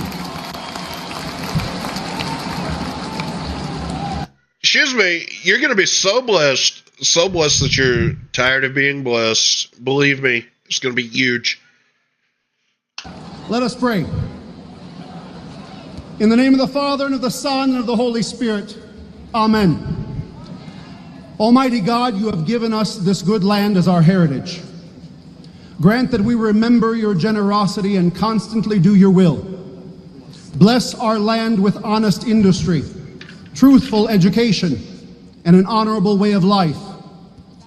Save us from violence, discord, and confusion, from pride and arrogance, and from every evil course of action.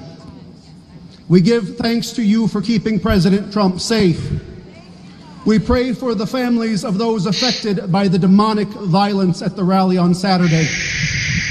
And we pray you would send your holy angels to guard and keep President Trump from all harm and danger.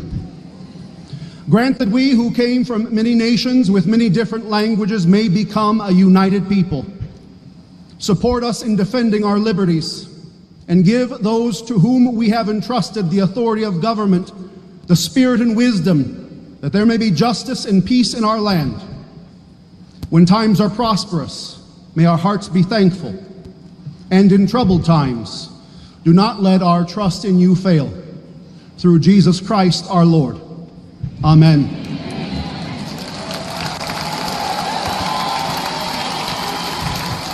The Lord bless you and keep you. The Lord make his face shine on you and be gracious to you. The Lord look upon you with favor and give you peace. Isn't they supposed to say something like, may the Lord, like, something about his countenance? I don't know, because I'm not Catholic, so anyway. Okay. I'm sharing the Andrew Tate thing right now. Okay. I forgot to say this. This was Trump after he got shot. I'm not fucking leaving. Exactly. Oh, wait, I did last week. Never mind. Oh, God. I'm not putting that on the screen, by the way. Not doing it. But it's so funny that they retweeted it.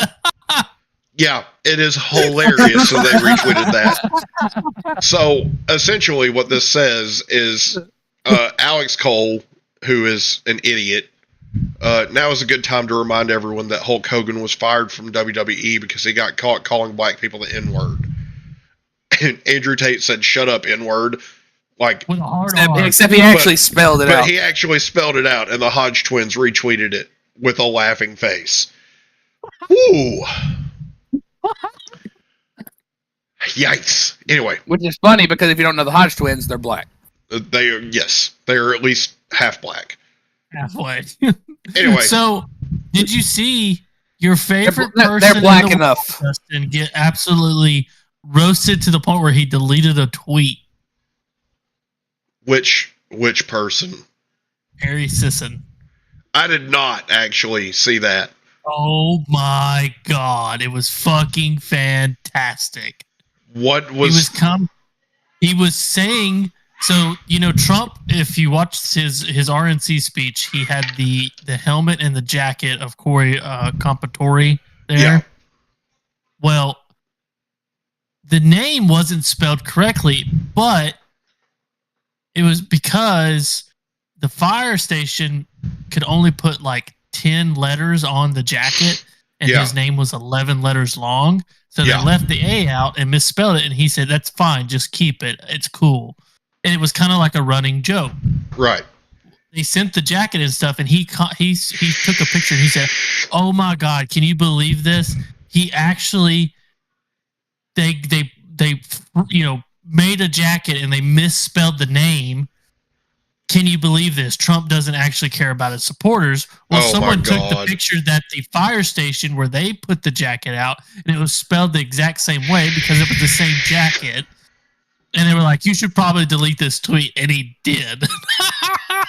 Yeah, at that point, he was like, fuck! Get fucked, nerd.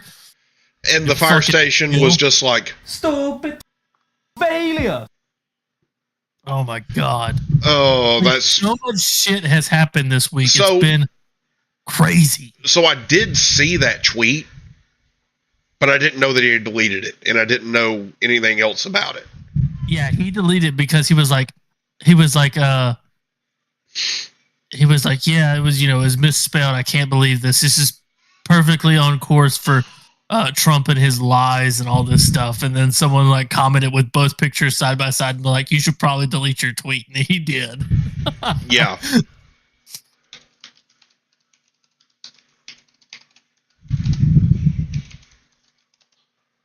I just misspelled that.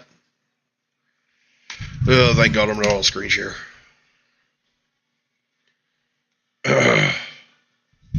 So, girl. Damn, that one tickled my plums. I felt that one deep in my plums. Oh my God, I can't top tonight. I also sent what I want to be considered for the part of the funny tonight. Copy that. Is that the Trump on Elon? Yeah.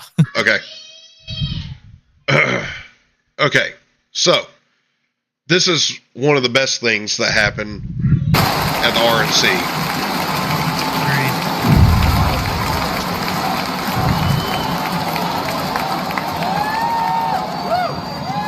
Hi everyone, my name is Kai Madison Trump.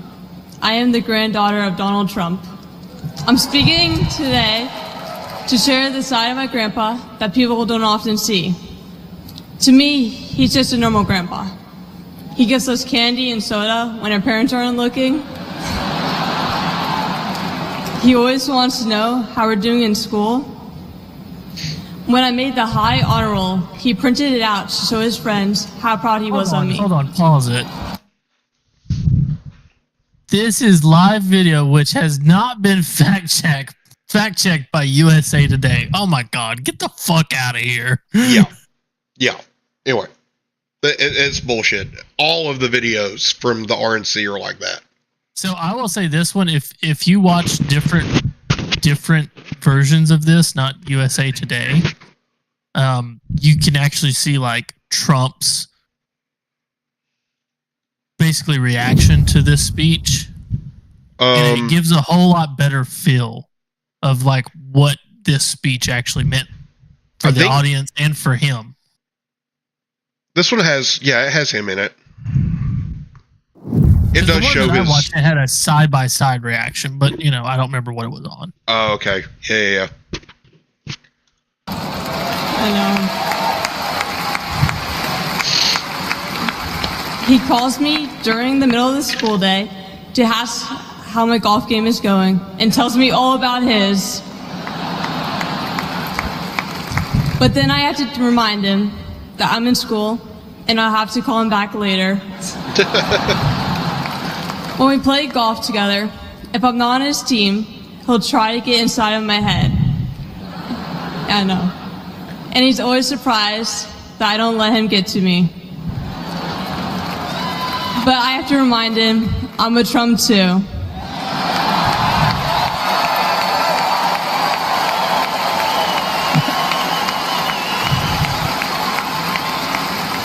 Even when he's going through old. So, I mean, you can see. Not that guy. Fucking get out of here, brace face. Yeah, it was fucking. I don't like that. Christ. I mean, you can see on his face just how proud of this girl he is. Yeah. Like, just looking at Donald Trump's face while he's listening to his granddaughter talk about him. Well, and that's the thing, right? People see the side of Trump that he's a hard ass, right? But he's a hard ass on the people who deserve it.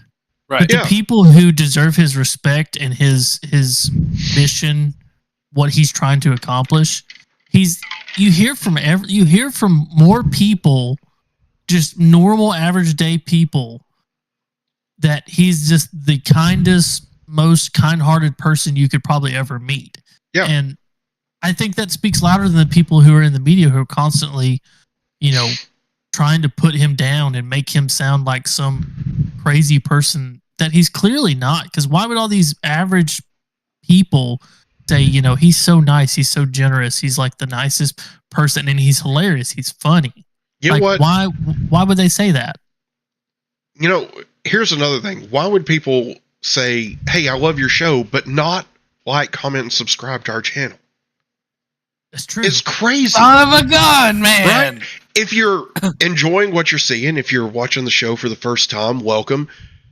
Make sure you leave us a comment, like the show, subscribe to the channel, click that bell icon. You'll always be notified when we go live. It is a live show, Saturdays at 8 o'clock Central Standard Time. If you can't watch us live, watch the replay on YouTube. If you can't watch the replay and you just want to listen to it, you can listen to us wherever wherever you consume podcasts. It's glorious. One side note, this little tidbit of information, if you look in the comments, ignore the cameraman. He's a wild man. He goes off on a wild hair every now and then, but he's all right as far as we know. And if while you're listening to it, you may want to listen to it in your bed. I hate my bed. My bed sucks. So guess what? I got a new bed. I got my mattress. What the fuck is happening here? I got my mattress from. Here. I got my mattress from. What's that Ben Shapiro mattress company? Oh, Helix. I got my That's bed. why I love my Helix sleep mattress. What I don't the actually fuck? have. You know what else? My mattress smells great because of Scentbird. Oh my god! And you know what? Scentbird spray I have? Black Rifle coffee. Jesus Christ! Anyway, okay, so yeah, like I said, like the show. Some sponsors will leave take us a it. comment. Somebody sponsor us, please. All right, back to Kai Trump. Even when he's going through all these court cases, he always asks me how I'm doing. He always encourages me to push myself to be the most successful person I can be. Obviously, he sets the bar pretty high, but who knows, maybe one day I'll catch him. This guy's in love. On Saturday, I was shocked when I heard that he has been shot, and I just wanted to know if he was okay. It was heartbreaking that someone would do that to another person. A lot of people have put my grandpa through hell, and he's still standing. She does have a hell of a golf swing.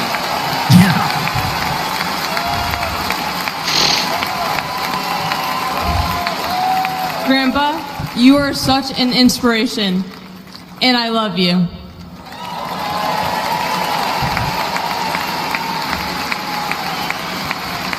The media makes my grandpa seem like a different person, but I know him for who he is.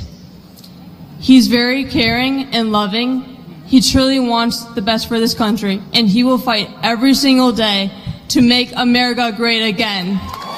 Thank you very much.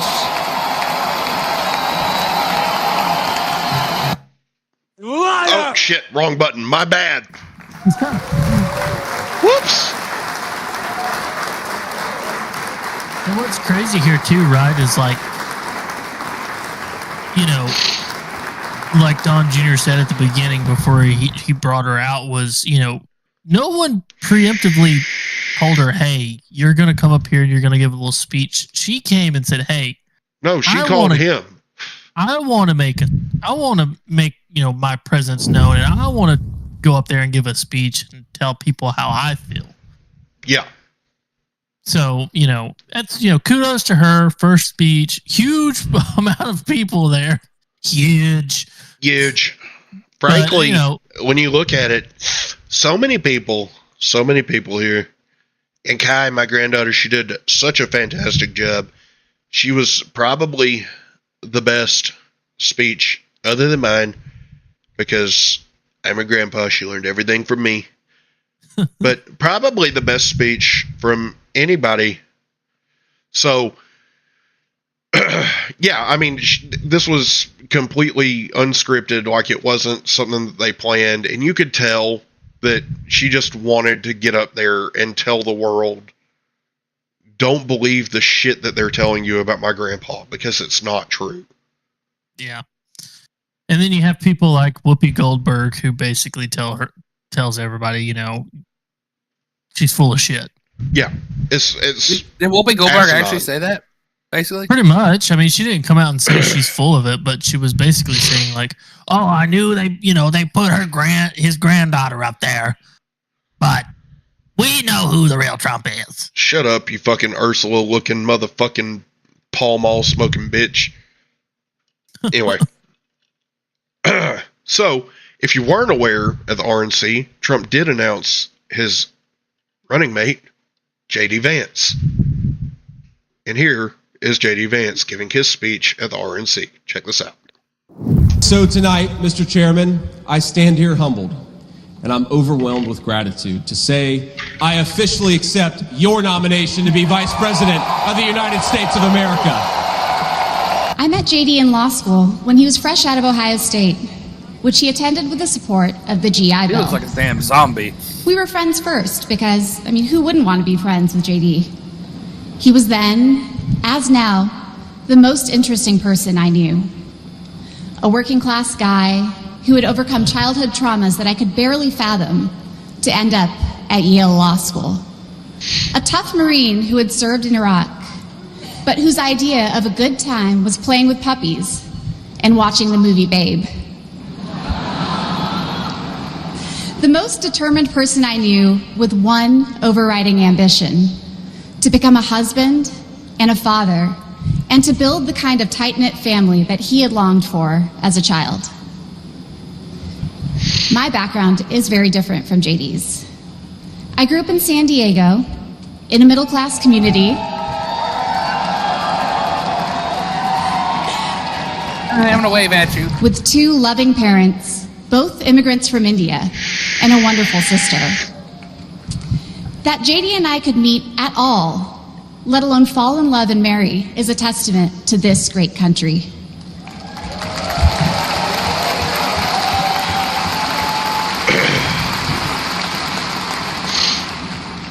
It is also a testament to JD, and it tells you something about who he is. When JD met me, he approached our differences with curiosity and enthusiasm. He wanted to know everything about me, where I came from, what my life had been like. Although he's a meat and potatoes kind of guy, he adapted to my vegetarian diet and learned to cook food from my mother, Indian food. Before I knew it, he had become an integral part of my family, a person I could not imagine living without. The JD I knew then is the same JD you see today, except for that beard. And his goals in this new role are the same that he has pursued for our family: to keep people safe, to create opportunities, to build a better life, and to solve problems with an open mind. It's safe to say that neither JD nor I expected to find ourselves in this position.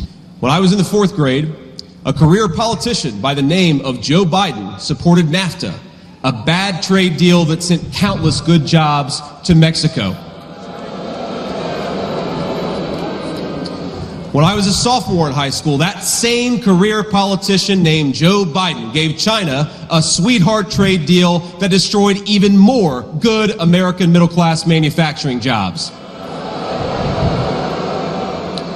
When I was a senior in high school, that same Joe Biden supported the disastrous invasion of Iraq, and at each step of the way, in small towns like mine in Ohio or next door in Pennsylvania or Michigan, in states all across our country, jobs were sent overseas and our children were sent to war. And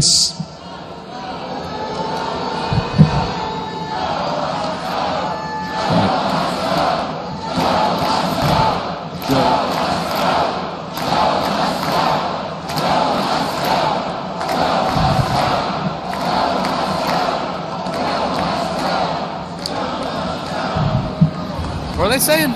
Joe must go. Oh. And somehow, a real estate developer from New York City by the name of Donald J. Trump was right on all of these issues while Biden was wrong.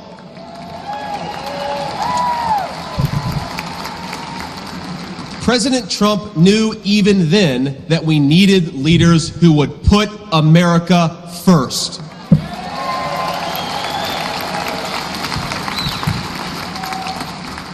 Now, thanks to these policies that Biden and other out-of-touch politicians in Washington gave us, our country was flooded with cheap Chinese goods, with cheap foreign labor, and in the decades to come, deadly Chinese fentanyl. Months ago, I heard some young family member observe that their parents' generation, the baby boomers, could afford to buy a home when they first entered the workforce. But I don't know, this person observed, if I'll ever be able to afford a home. The absurd cost of housing is the result of so many failures, and it reveals so much about what's broken in Washington. I can tell you exactly how it happened. Wall Street barons crashed the economy, and American builders went out of business. As tradesmen scrambled for jobs, houses stopped being built. The lack of good jobs, of course, led to stagnant wages. And then the Democrats flooded this country with millions of illegal aliens. So citizens had to fact check, true, compete with people who shouldn't even be here for precious housing. Joe Biden's inflation crisis, my friends, is really an affordability crisis. And many of the people that I grew up with can't afford to pay more for groceries, more for gas, more for rent, and that's exactly what Joe Biden's economy has given them. Joe Biden has been a politician in Washington for longer. Pause it for 1 second. Hold on. It's like that time that we titled a show Bidenomics. It's like economics, but dumber. Yeah. I still want my fucking royalties. Have you noticed lately the gas prices? At least the ones here in Arab. Wildly? Yes, like it went from like 2. I think we got down to like 2. Maybe I'm gonna say 80 something. Then it went up to 319 almost over freaking night, dude. Yep. And then now it's back down to like 304 or some shit. Like, yep. I have never seen gas fluctuate so drastically. Usually it's a few cents. And considering that when Trump was president, it was like averaging almost all the time under $2 a gallon. Mm-hmm. It was like $1. God, I want mean tweets on cheap gas again. Like $1.80 something was like the average during his presidency. I can mow so much grass. I could fill my for car like $20. For $20. Like that's all it cost me to fill my car was $20. Yep. Like, I was able to mow so much grass for $20. It was awesome. Damn it. Anyway, continuing. Than I've been alive. 39 years old. Kamala Harris is not much further behind. For half a century, he's been the champion of every major policy initiative to make America weaker and poorer.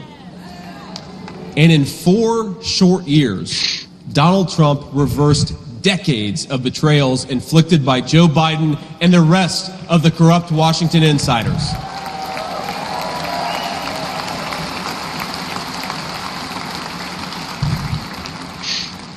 He created the greatest economy in history for workers.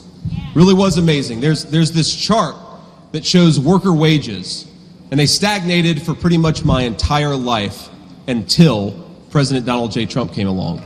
Workers' wages went through the roof. Fact check, also true. And just imagine what he's going to do when we give him 4 more years. He is our once and future President of the United States of America.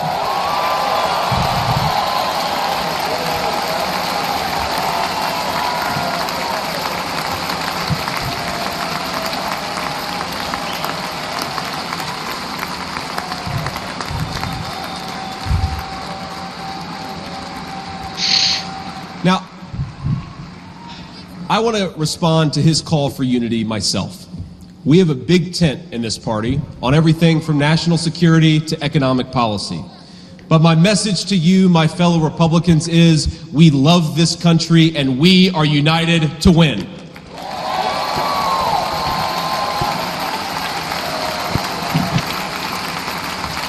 Is that the holster? Right. Yes, it is. Now, I think our disagreements actually make us stronger.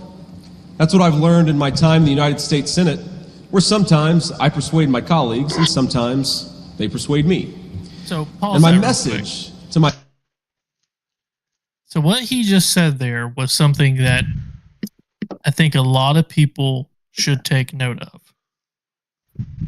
I think our differences make us stronger. Agreed. Our differences do make us stronger when we have the ability to listen to our differences. That's what I was going to point out. People in the Democratic Party do not believe that in the slightest. No. If you disagree, you're a threat. You're a problem. You're an issue. You shouldn't be listened to. You should be outcast. You should be canceled. That's something very important. Even though we disagree, we still have a goal. Well, maybe in the sense of what he's talking about with the Republican side, because I don't think the Democrat Party has the best interest in mind. I don't think that they have the interest of the country at heart. No, they clearly don't at this point. And I think that's an overlooked statement that he made by a lot of people, and I think that's probably one of the most important things he said during his whole speech was, even though we disagree, that's a good thing. That's important. Yep. Agreed. Well said, Lonnie. My fellow Americans, those watching from across the country, is shouldn't we be governed by a party that is unafraid to debate ideas and come to the best solution?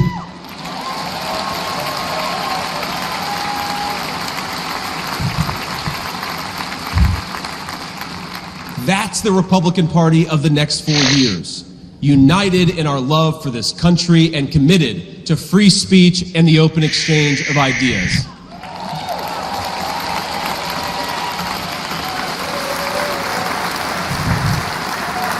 And so tonight, Mr. Chairman, I stand here humbled, and I'm overwhelmed with gratitude to say I officially accept your nomination to be Vice President of the United States of America.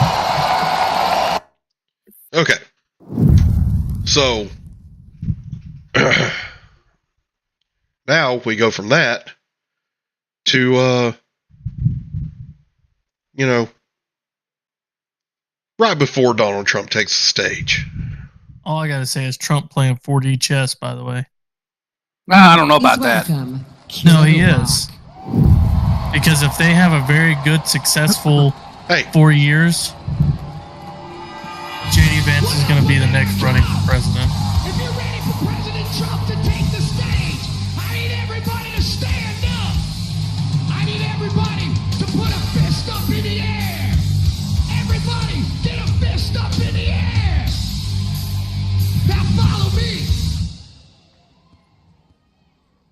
Say fight, fight. Say fight, fight.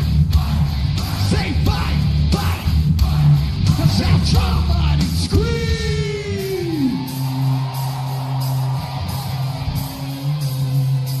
Freaking Kid Rock, bro. I'm back with the beaver hats and Ben Davis slacks. 30-pack of stroll, straight rock and roll. No Rogaine in the propane flow. The chosen one, I'm the living proof in the gift. Did he just have lyrics coming out of the microphone without actually having his face at the microphone?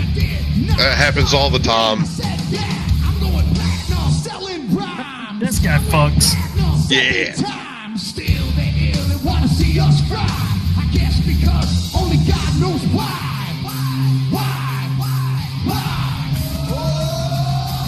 They call me cowboy, I'm the singer of black. Throw a fist in the air, let me see where you at. Say fight, fight. Say fight, fight. Say fight, fight. I say Trump, Trump. Take his jacket off. I like ACDC and ZZ Top. Won't see this beasties in the tough rock, Skinner, Cedar, lit corn to stones. David had a coat and no show. Man, just lip singing. Pass that bottle around. Got the rock from Detroit, the soul from Motown. The underground, straight Detroit pimp. With tracks to Mac and slap back to back. Never gain no pain, I don't play with ass. Well, watch me rock with Liberace flash. Punk rock the Clash, boy bands are trash. I like Johnny Cash and Grandmaster Flash. Or maybe it's like assisted track there. It is. It's still weird. Still weird. Well, he's doing this pro bono, so.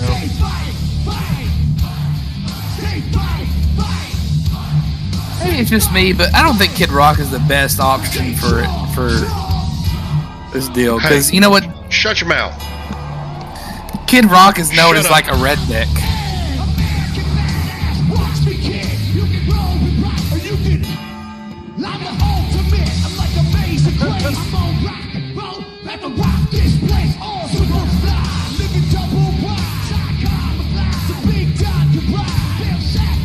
You know, half the people in that building are probably like, who is this guy?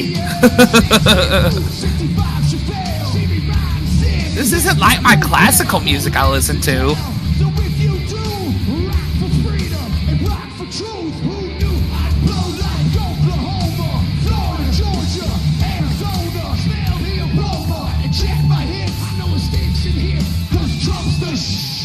Yeah.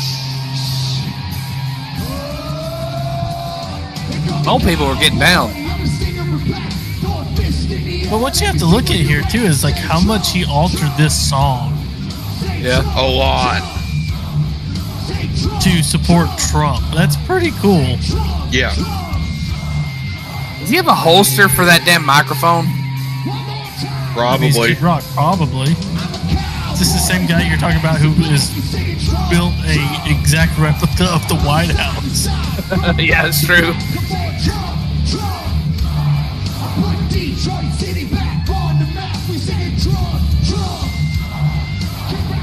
Dadgummit. Oh, here's man. The thing.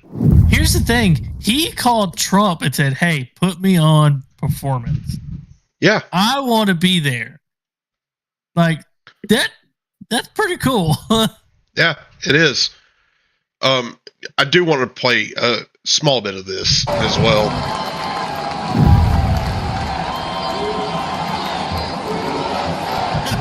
Oh yeah, the Hulkster.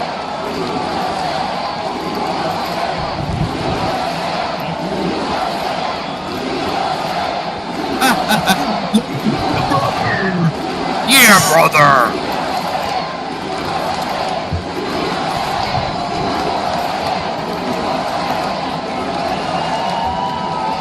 Well, let me tell you something, brother.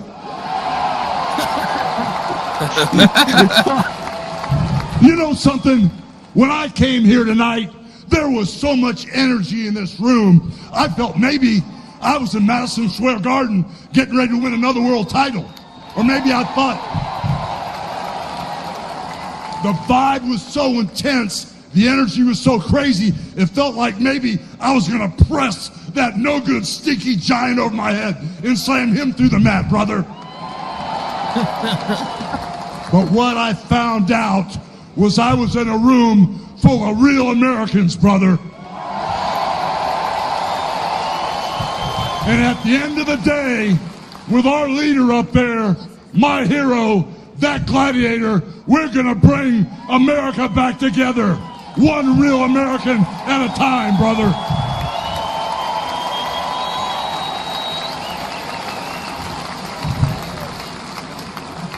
You know something? I've seen some great tag teams in my time.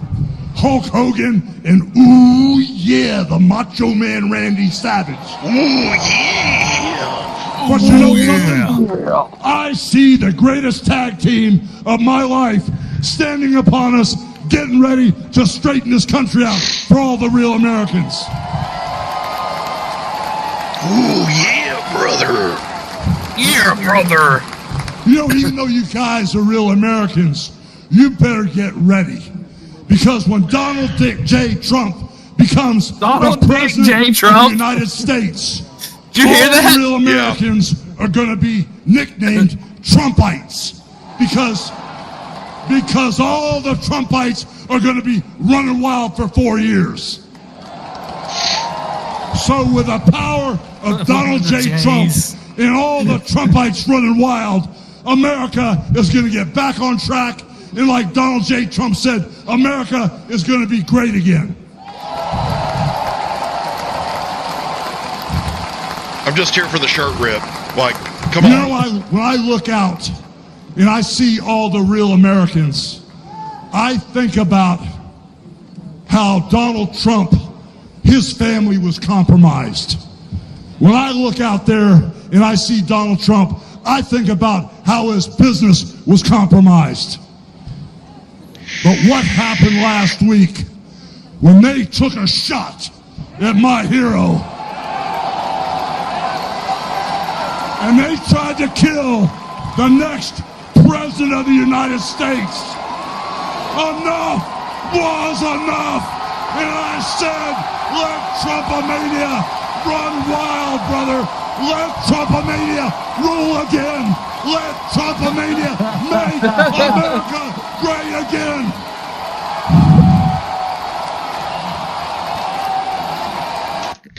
That woman's got to be taken out. She's having a hot flash. Okay, so the Democrats could never pull something like this off. The Democrats they would be like, this is way too much toxic masculinity in this room right now. No, the Democrats would have fucking Michael Bublé singing. They'd have fucking Whoopi Goldberg up on the stage making a shut up. You know, fucking Taylor Swift would be their star. You know, like, fuck off. Okay, we got Kid Rock, we got Hulk Hogan, we got Dana White. True American badasses. And we got Donald Trump and J.D. Vance. Okay? Hey. Which, it's important to note that J.D. Vance was initially a never-Trumper. Yep. Hey, so, look, newsflash to y'all. I don't know if I've told y'all this, but in 2016, when I saw he was running for president, I was like, you got to be fucking kidding me. This is a joke, right? Yeah, that was my reaction too, Lonnie, to be completely honest. Until I saw, and then like after, you know, he got elected and I started seeing what he was doing, I was like, hey, this dude is the shit. Like this, holy fuck. You went from, this is a joke to this guy fucks. Yeah, like I'm like, hold up a minute. Like this guy's the real deal. Like this dude knows what's up. And then there was this one, and we will get to Donald Trump's speech. Make no mistake. This is going to be a little bit longer of a show tonight. But I'm here for it. We're having a good time. We're putting a lot of good information out there. It's all good in the hood, man. So this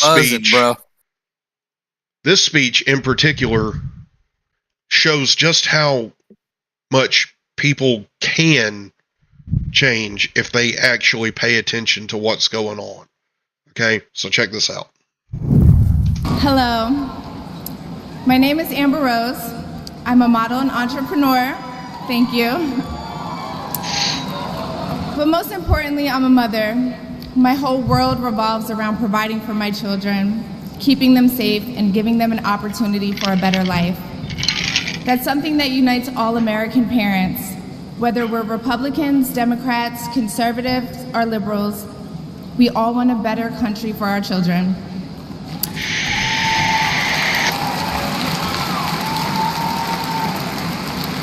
But I'm here tonight to tell you, no matter your political background, that the best chance we have to give our babies a better life is to elect Donald Trump President of the United States.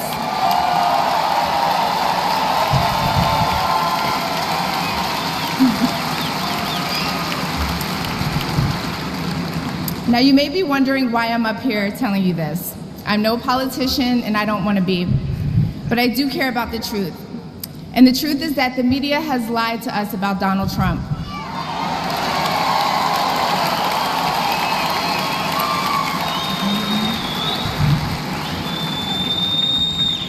I know this because for a long time I believed those lies. So I'm here to set the record straight. The first person I knew who supported Donald Trump was my father. Ass. I was shocked. My entire family is racially diverse, and I believe the left-wing propaganda that Donald Trump was a racist. My father said, "No, he's not, Amber. What are you talking about?" And when I insisted, he said, "Prove it."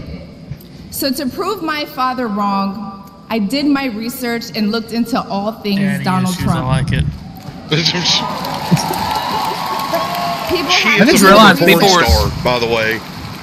She's a former porn star? Yeah.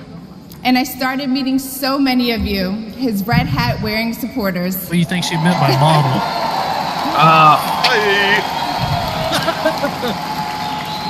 I realized Donald Trump and his supporters don't care if you're black, white, gay, or straight. It's all love.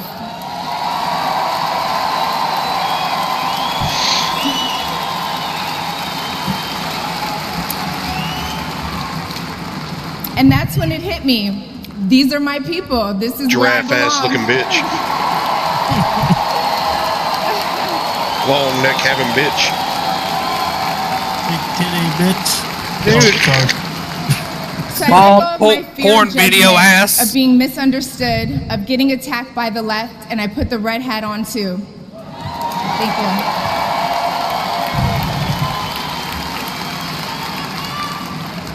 Love you too. I never felt more free and more love for my country than I do now.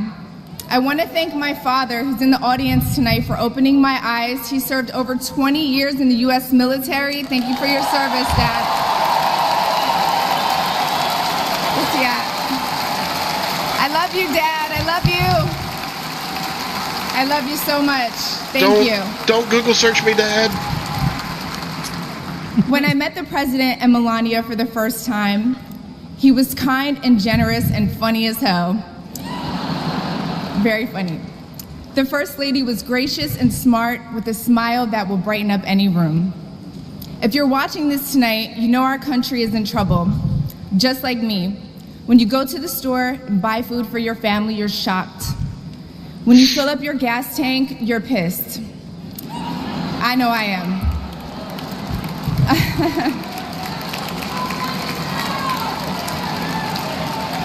And when you turn on the news, you are just exhausted. Inflation is out of control. And you know in your heart it was not like this under Donald Trump.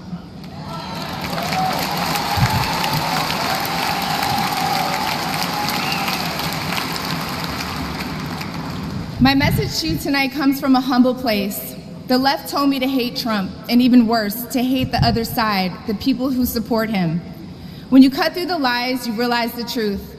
American families were better when Donald Trump was president. Alec, facts.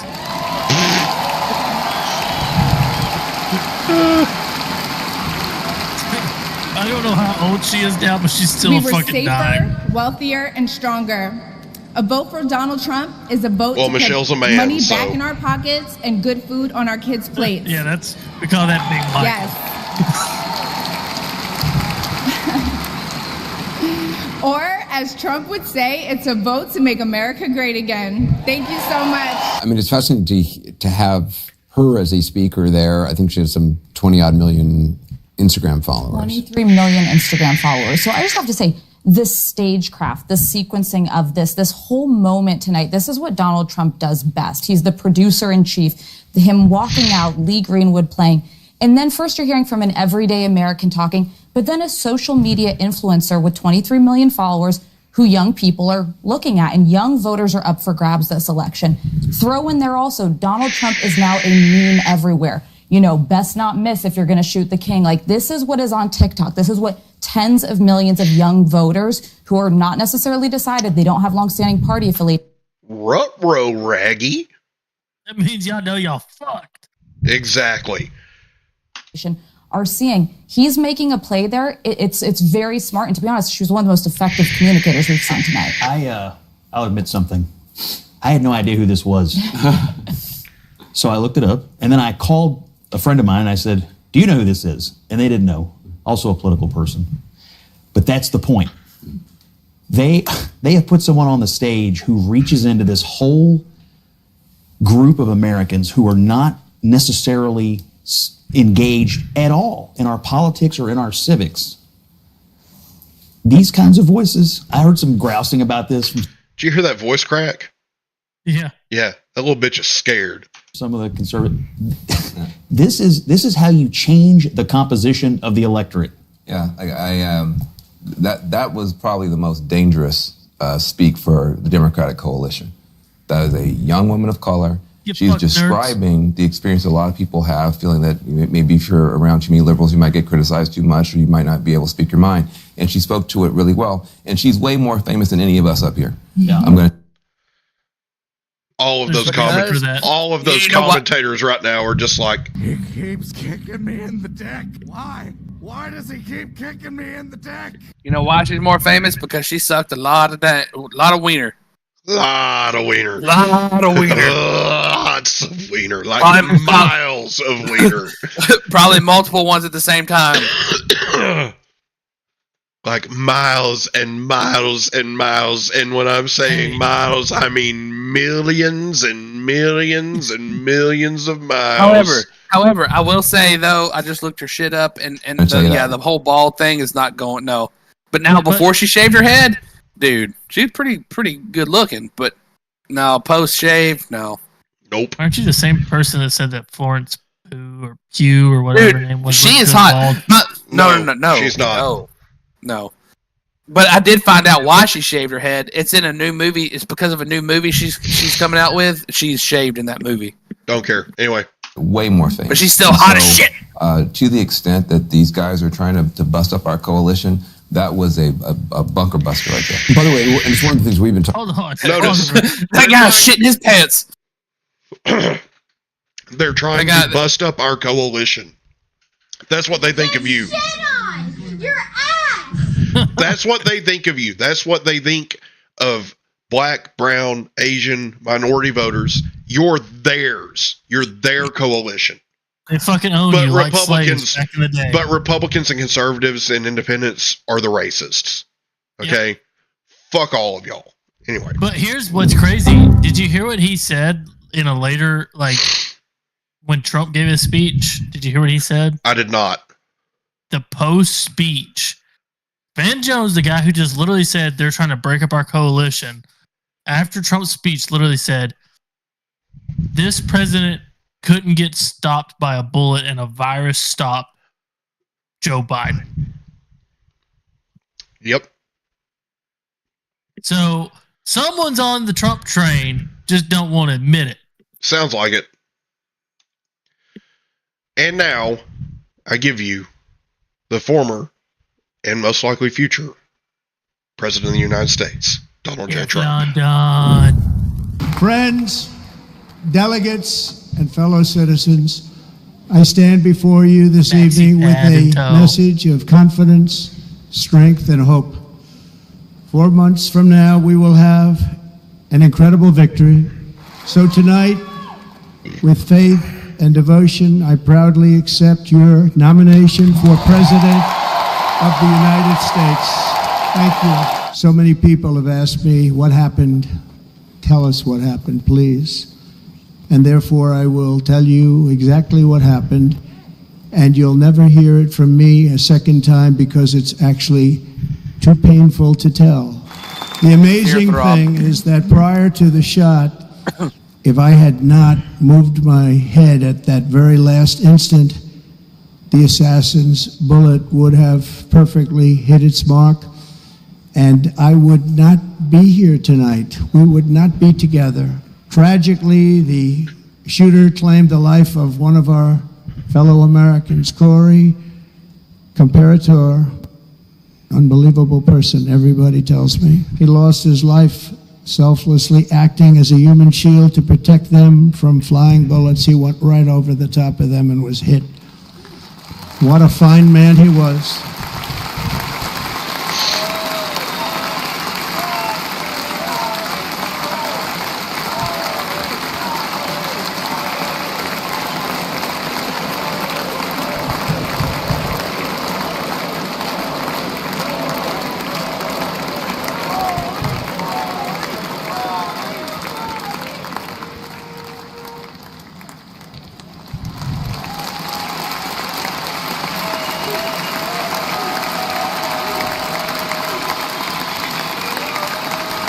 what this administration, the damage that this administration has done, and I say it often, if you took the 10 worst presidents in the history of the United States, think of it, the 10 worst, added them up, they will not have done the damage that Biden has done. I'm only going to use the term once.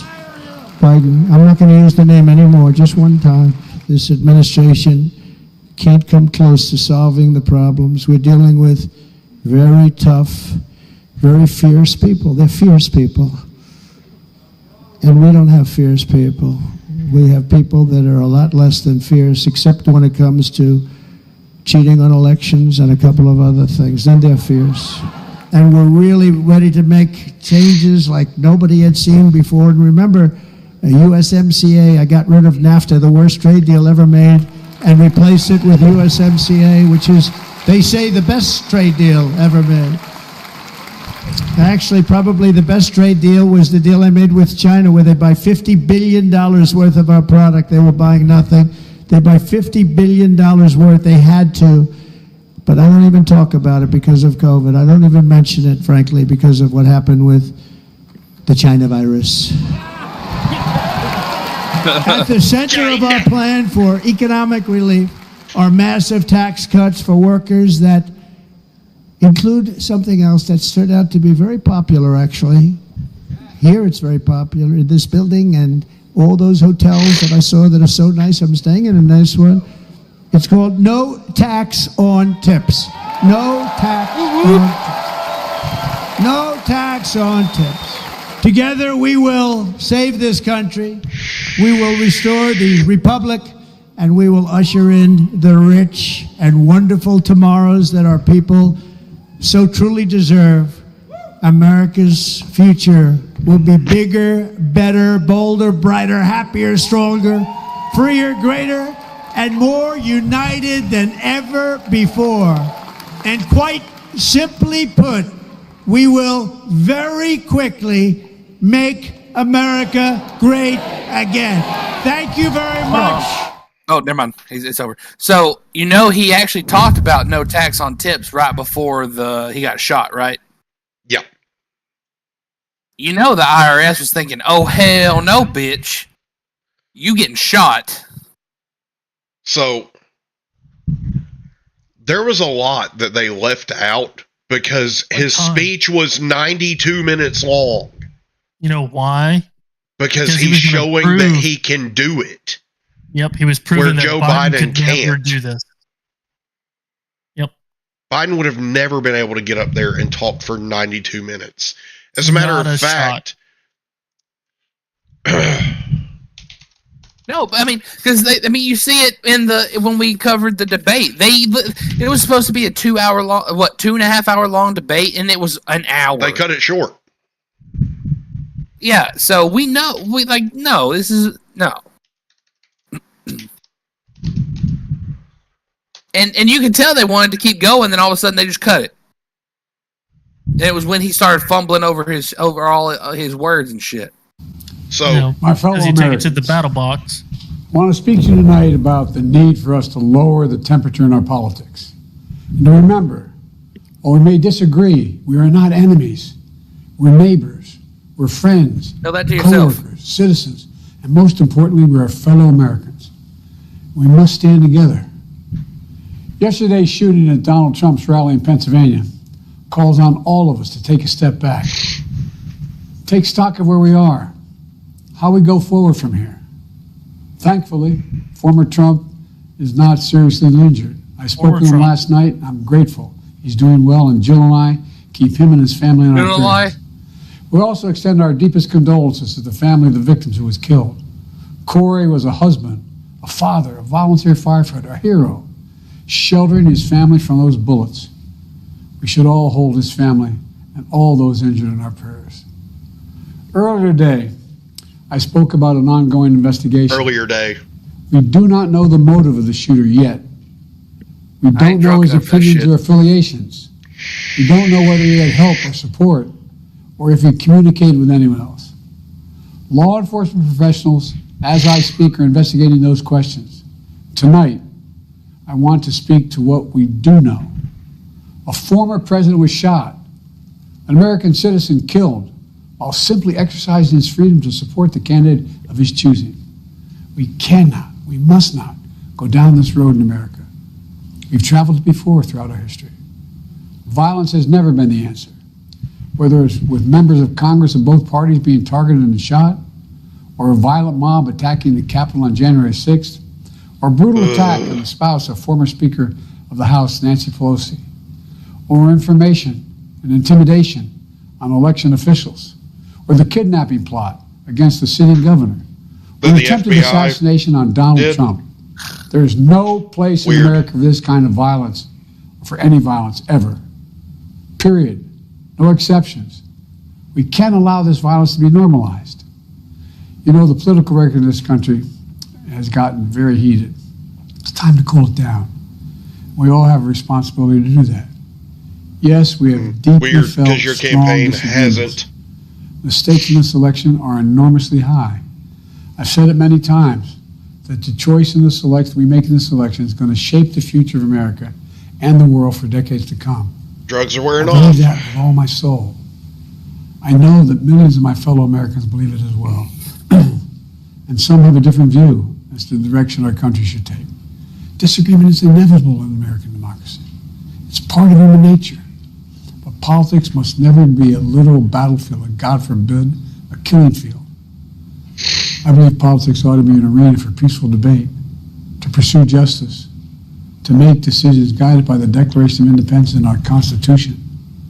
We stand for an America, not of extremism and fury, but of decency and grace. All of us now face a time of testing as the election approaches.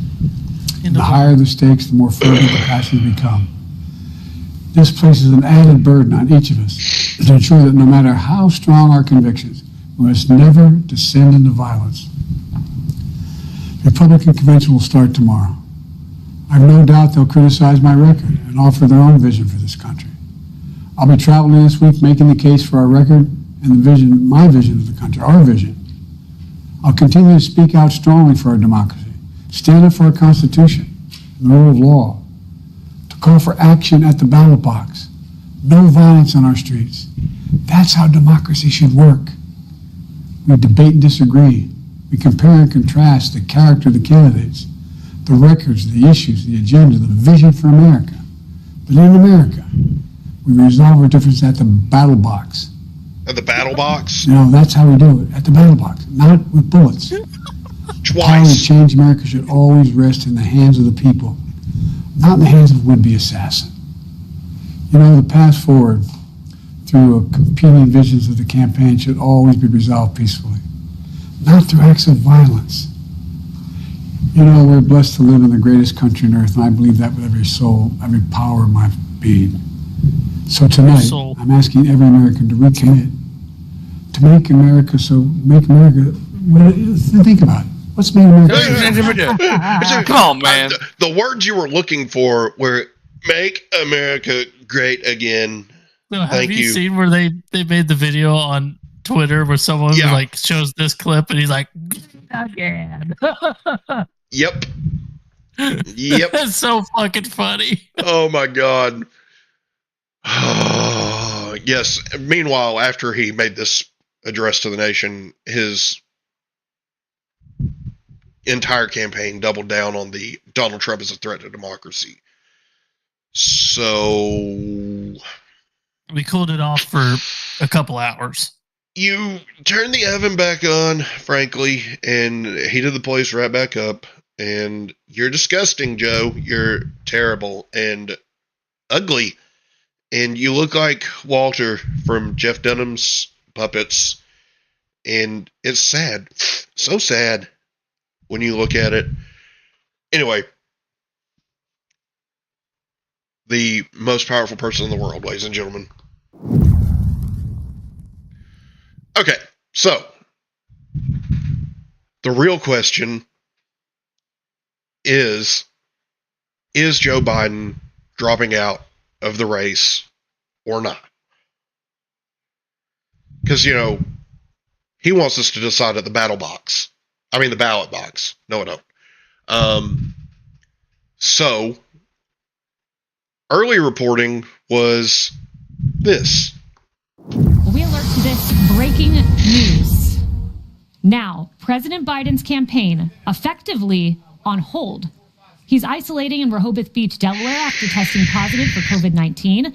And after that news broke, Biden was seen, look at him there, walking gingerly down the small stairs of Air Force One, the same stairs he struggled to walk up just moments before. He went one step at a time, even pausing for breaks. But Biden's COVID diagnosis, that may not be his biggest concern. The calls for him to exit the race are back, and they are growing louder and louder. They're coordinated. Nancy Pelosi reportedly told Biden that he cannot beat Trump, and his persistence could destroy the party's chances of winning the House. And Senate Leader Chuck Schumer, someone for whom Biden has a ton of respect for, also House Minority Leader Hakeem Jeffries, they said the same to him behind closed doors. Let it burn. The pressure Let it burn. is mounting. Axios reporting that top Democrats believe Biden will exit the race possibly as soon as this weekend. And it's widely known that President Biden likes to start his day by watching MSNBC's Morning Joe. He's really close with Joe Scarborough. Which is terrible. Well, here's what Biden likely watched as he was having his morning coffee. It's really incumbent on people that are around Joe Biden to step up at this point and help the president and help the man they love and do the right thing. This is not going to end well if it continues to drag out. The anger I hear are the people that are keeping him in a bubble. So sad. Their own really sad. Or who may have their own interests, some financial, in keeping him in the race. That is the real anger. And let me tell you, that's not just the anger from inside Congress. That is anger from inside his own political camp. And it is widespread. It is widespread. Joe Biden deserves better. No, Joe Biden is getting exactly what Joe Biden fucking deserves. Oh, yeah. It just sucks that now he's getting it when he's probably not cognitive enough to actually realize he's getting it. Correct. So, the Biden campaign did come out and say that he is not dropping out of the race. But I don't buy it. No, I love it. I don't want him to drop out the race. I hope America eats him up and chews him out. So here's the thing, right? I don't want him to drop out either because I think he's the most beatable candidate that we have aside from Kamala. Like right? I hope at the end of the day when the cards are all down in November that the Democrats are literally just like, you know what? We screwed up. We are a bunch of dumbasses. I want it. I want it so bad. Yeah. So, the calls for him to drop out are getting louder and louder. Jill and Hunter do not want to lose that power at all. But on the flip side, when you look at the election, there are 4 months. 4. We're not even in August yet. 4 months to election day. What are they going to do? Like, who are they going to put up there? The only person that they can transfer the campaign funds to would be Kamala. There's calls for an open convention for the DNC. There's reports that Joe Biden will step aside and not endorse Kamala. Like, what do they do? And I've heard from Democrats that I know that they're not sure that he'll drop out, but if he does, Kamala's the only option that they've really got. It's absolutely hilarious. And she's less popular than him. She's way less popular than him because she's garbage. Like, they don't have anything good to offer at all. And it's absolutely hilarious. It is comical. They tried to play. What gets me is they tried to play nothing's wrong with him. Y'all are just a bunch of ignorant bigots. We have 4 years. They played that game for so long. We've got 4 fucking years of footage of them saying, "Oh no, Joe Biden's fine. Oh no, Joe Biden's fine." He They just played has a this game stutter. for so long. What know I what? think is so funny is the fact that now all the Democrats are saying, "Oh, I can't believe the media is taking Trump's side." It's like, welcome to the last 8 years of our lives. Yeah. I mean,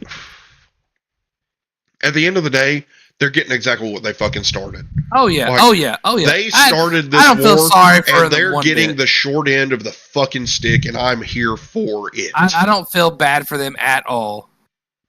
It's- They were trying to play the acceptance and tolerance game, and look where the acceptance and tolerance game got them. It got them in a hole that they're going to have to shit in. Guess what? Nobody cares. Piss off, Democrats. Nobody feels sorry for you. This is the shit you got to eat now. Ha ha. Hold on. I got nothing else for you. Hold on. Give me 2 seconds.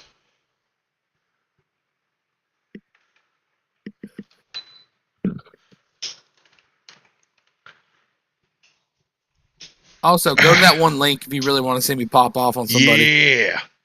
Yeah, look at that shit. Look at it. Are you not wearing that already? No, Are you not wearing that flag. already? Look at the flag. Oh, you got it blowing in the... Oh, okay.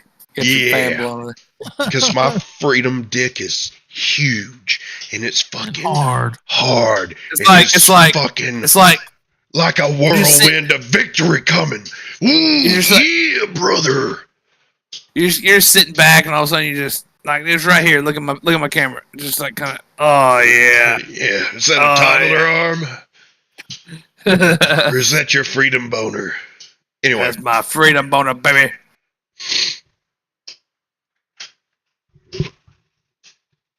I know. Get over it.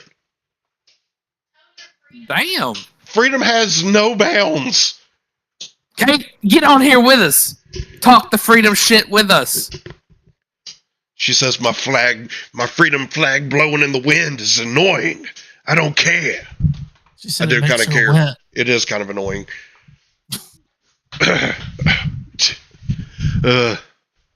I got a topic I need to go off on though.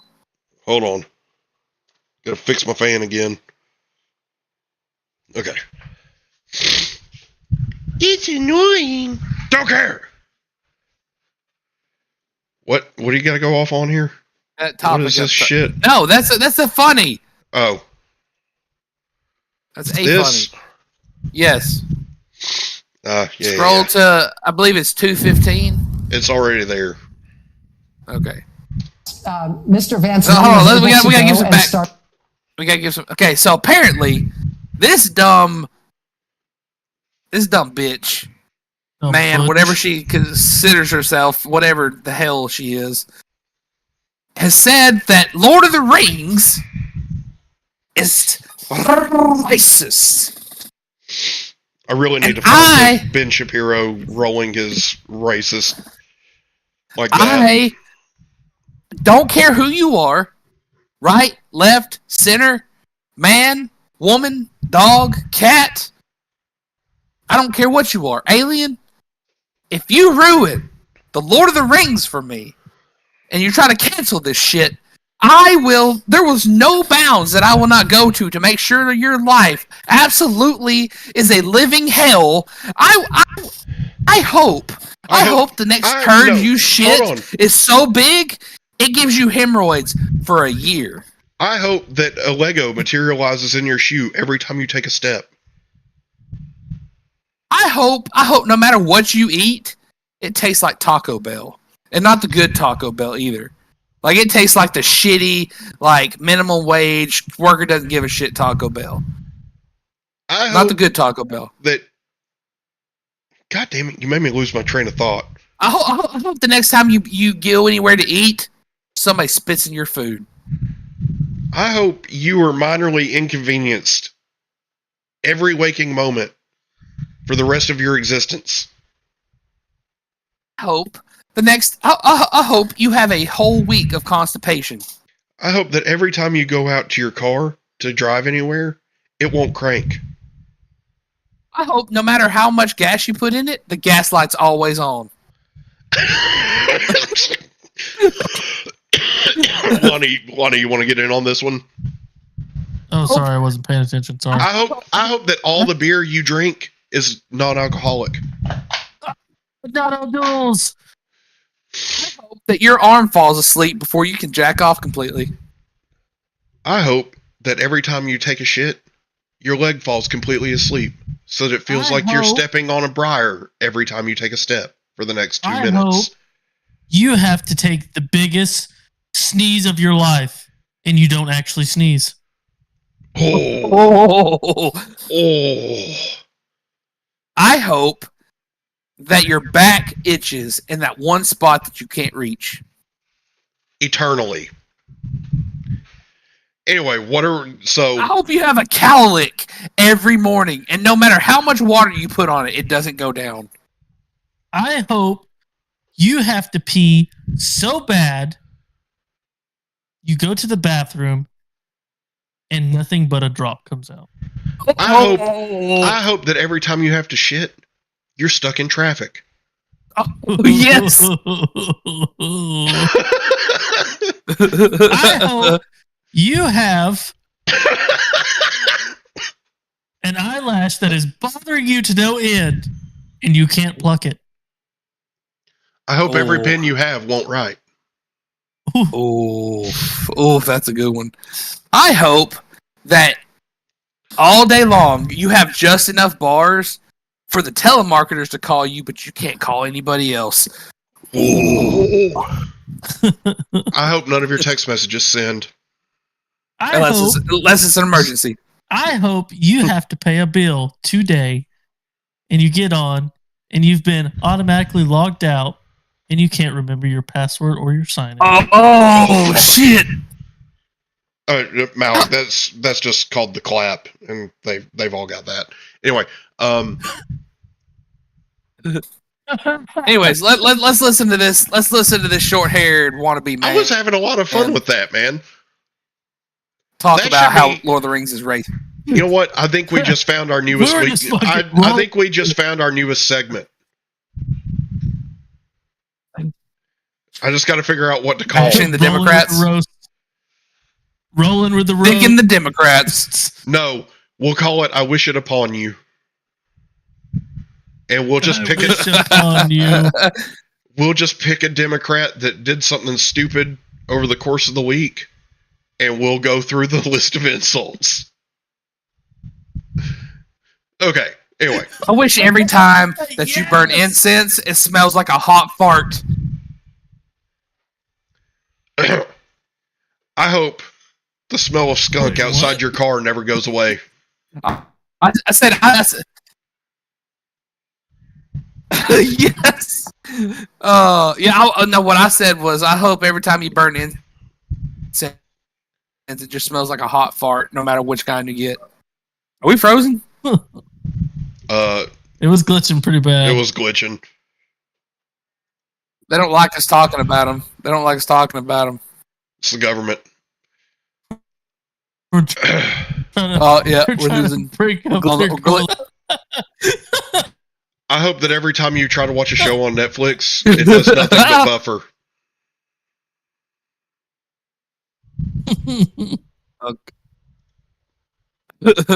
Okay. What was that? We keep glitching. I said I hope every time you watch a show on Netflix, it does nothing but buffer. I hope you can never get to your chill. You can only Netflix. And you don't have enough stamps. I hope that you have to watch. Okay, I hope every time you Netflix and chill without freezing up here. Don't like it. What the fuck was that?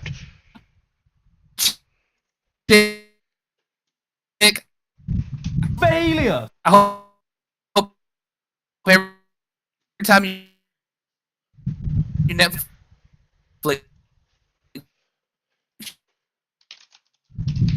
you can't. And then she's wearing. It is not liking.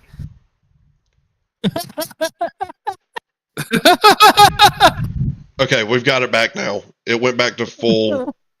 Like, that's the problem, is like a lot of times the ping will get really high on the Discord. As soon as we started talking shit. Yeah. As soon as we started talking shit about Democrats, I just got little snapshots of Joe that look like fucking Alex Jones yelling into the back camera. I hope that the only version of Hulu you can afford is the one with ads. Oh. Let's see. I hope every ad starts over. I hope you go to the beach. I hope you go to the beach and you think you're putting on sunscreen, but it's actually tanning oil. Oh, dude, that's rough. I hope that next time you're in a grocery store and you walk up and say, "Excuse me, ma'am," to the person with long hair, they turn around and it's a big buff dude. They punch you right in the damn face. I hope you always have a tickle in the back of your throat. Well, Democrats always have a tickle in the back of their throat anyway. That's called penis. It's called That's not dick. the same thing. Anyway, let's watch this. And in Rachel Maddow's case, it's a strap on. But okay, anyway, let's I've go. learned we need to host roast party because we're pretty good. Yeah, we really do. Anyway, all right, here we go. All right, let's go. Another Let's venture go. capital firm with, surprise, yet more help from Peter Thiel. Like Mr. Thiel, who has named his companies after things in the Lord of the Rings series of J.R.R. Tolkien books. Lord of the Rings is a sort of favorite cosmos for naming things and cultural references for a lot of far-right and alt-right figures, both in Europe and the United States. Peter Thiel names all these things after Tolkien figures and places, like his company Palantir, for example. Like his mentor, like Peter Thiel, who had given him all his jobs in the world, Mr. Vance also, when he founded his own venture capital firm with help from Peter Thiel, named it after a Lord of the Rings thing. He called it Narya, Narya, which you can remember because it's Aryan, but you move the end to the front. Apparently that word has something to do with elves and rings from the Lord of the Rings series. Stupid. So Narya. I have Narya is known as the Ring of Fire, and it was made by the elves. That's it. It's the ring that Gandalf possesses. Oh, really? Okay. Yeah. Did I just out Lord of the Rings you? You did. Smell like Yes, you failure. Failure. It was created by Celebrimbor. Damage. Is it Celebrimbor? Is it Celebrimbor or Celebrimbor? It's Celebrimbor. And the Second Age, along with Ninya and Vilya, after Sauron. Yes, Sauron created the three rings to give to the elves. One of them was given to Gandalf by the elves. So, yeah. Wow. But see, she's trying to say that if you move in to the end, it spells Aryan. Yeah. How and it oh. Hold on. I have more audio from Rachel Maddow. Okay, it sounds something a little bit like this. I'm gonna be honest with you. I'm kind of retarded. Dumbass. Exactly. Yes. Meanwhile, Lord of the Rings fans everywhere are having this thought. Excuse me, what the actual fuck? I'm pretty sure, at least that's ignorant. According to a guy that commented on my post the other day, he mentioned that literally, the guy that wrote "Lion, Witch, in the Wardrobe," what's his name? Crap, I'm drawing a blank. I don't know. You know, Narnia. What was the author? Chronicles of Narnia. That author. Was it Lewis? Something Lewis? Yeah, C.S. Lewis.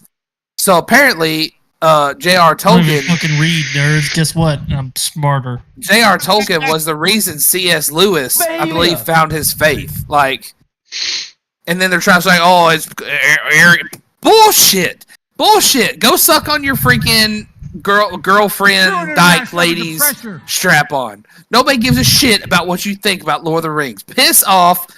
I want to punch this woman in the face. She thinks she's a man, so I can go ahead and punch her in the face. I just want to punch her in the face. Leroy Jenkins! She has got me worked the hell up. I cannot stand her face right now. Joe, listen, this is what you need to do. This is what you need to do. I'm about to go down to Taco Bell and give me a blast. No, I don't need caffeine right now. I had a lot of alcohol, so I am not sober right now. I want to straight up punch her right in the cooter. Drunk Joe is the best Joe. I want to punch her straight in her cooter, so that way when I kick her, she's like, you know what? I don't have a cooter. I have a dick, sure she but I don't have a getting dick. fisted. Calm down. Okay, you know what? You know what I gotta say? We really need to be wrapping up the show, but first, let's take a scroll on X. Yes. Malik, all 10? All 10, Malik? You read like the children of what is it? Children of was it Huron? Harry Sissy. Boom! President Biden's campaign just responded to Trump's first rally since the RNC with the scathing statement. Every American should see it. Statement on Donald Trump's first rally after bleak RNC convention. We were promised a new Donald Trump who would unite the country. Rabadamshoe. Instead, all we saw tonight was the same old America's keeper. Here's the thing: he's peddling the same lies. Project 2025. Anyway, okay. You know why? You know why his campaign had to respond? Because he couldn't. Exactly.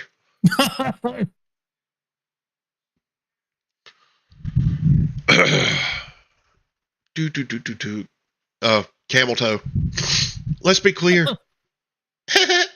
Donald Trump would sign a national abortion ban and restrict access to contraception if given the chance. That's what's at stake in November. It's the passage of time. We will stop him. Shut the fuck up. Let's see. Oh, God. Keith Olbermann, a.k.a. Mr. Hating Donald Trump, became my entire personality. In brief, Ronnie Jackson isn't a doctor, which is perfect because Trump wasn't hit by a bullet.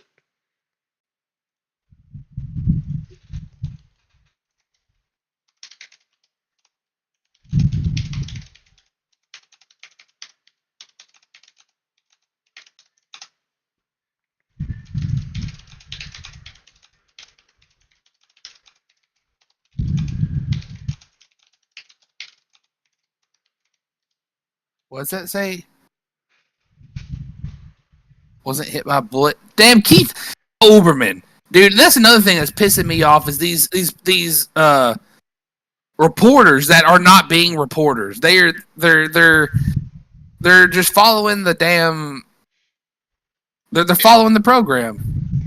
Ed Ponzi Krasenstein said it's a bit creepy that you keep posting topless photos of another man, Ian.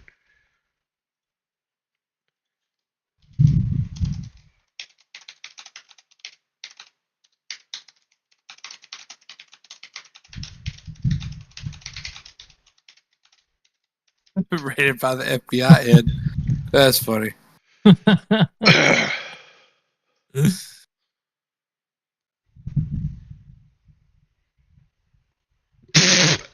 be fair, I do feel bad for the females that got kind of wrapped up into this. Because, like we said, they're probably not even Secret Service, like the defense. Like you said, they're probably the DHS, HSI detectives. people. Yeah, like.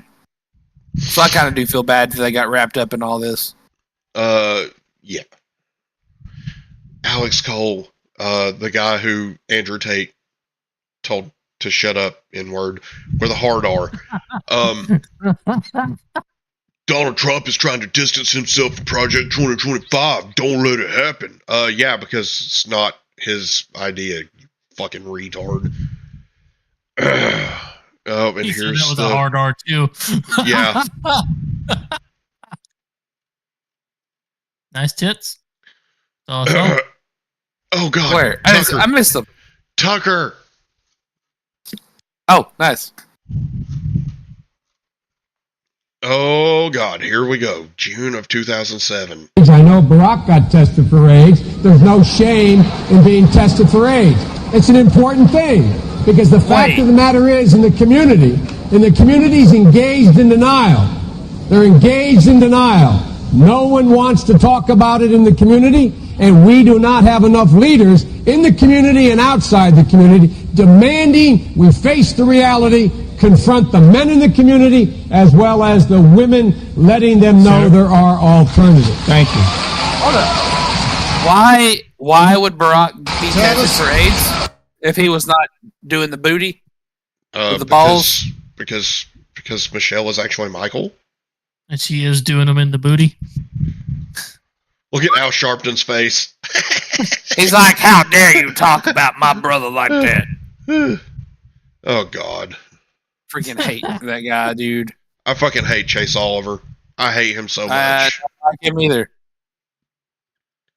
Two-party politics is kayfabe. Sorry, I exposed the business. Shut the fuck up.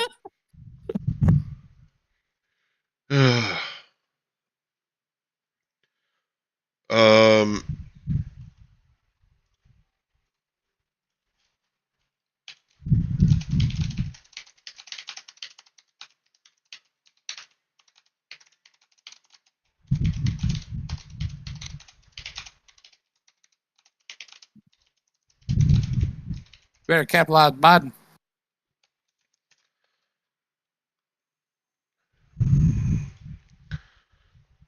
Yeah, that's actually giving his name respect. He doesn't deserve it.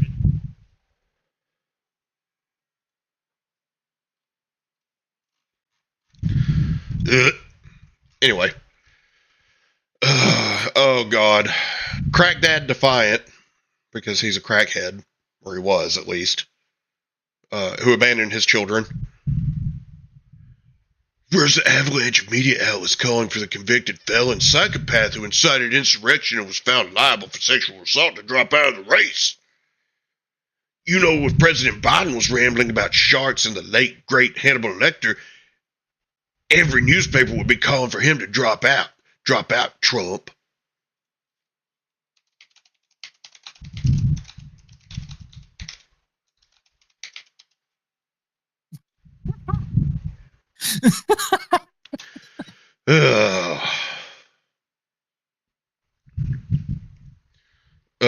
Let's see. Yeah, that was before He got shot. His endorsement. Yeah.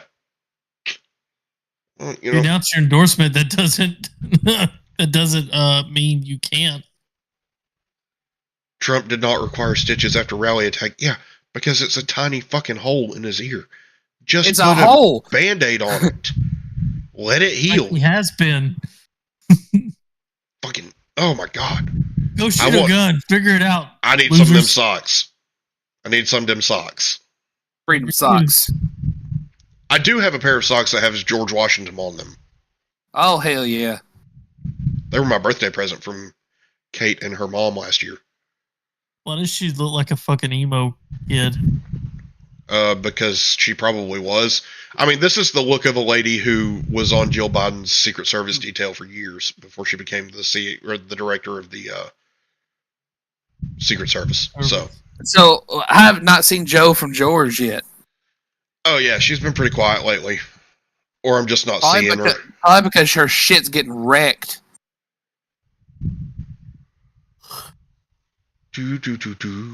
Wait, go up. What did that say? Donald Trump murdering what? Yeah, murdering Elon Joe Musk Biden. shares AI video of Donald Trump murdering Joe Biden in a plagiarized Matrix scene. That's How ridiculous can you get? Pretty ridiculous. I mean, to be completely honest.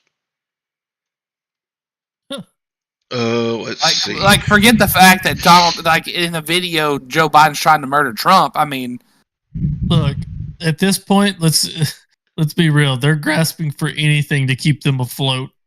They are throwing shit at the wall and hoping it sticks. See, this is perfect example of how I know their entire campaign is going to be. That's a Taylor Swift lyric. Yep. That's all they've got. That's like their most popular person. Let's see what is said here that makes her say this. The things that have hurt my home state of Ohio, this state, Michigan, the most. You could have run through the list of things. I'd start with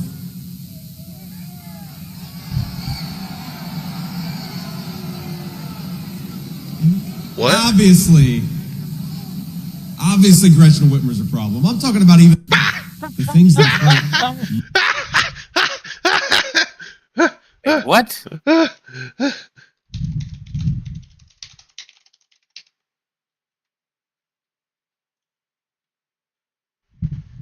Oh man. So anyway, speaking of Gretchen Whitmer, have y'all seen the video of the guy who?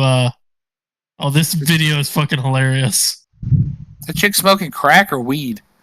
Oh my god.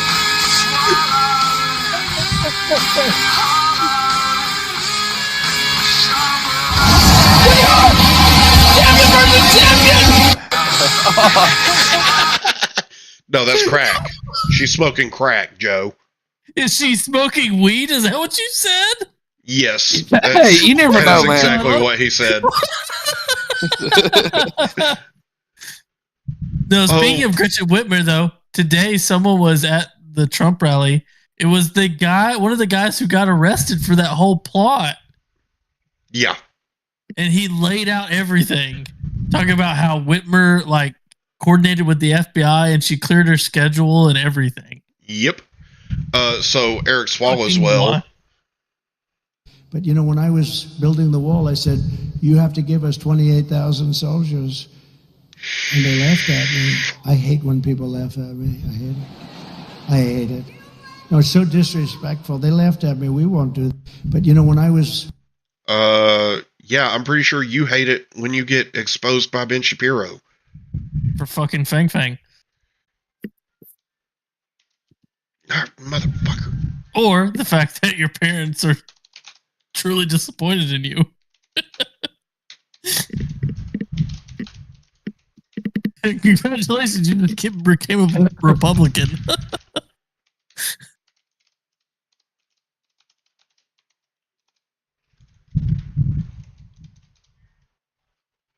Oh yeah.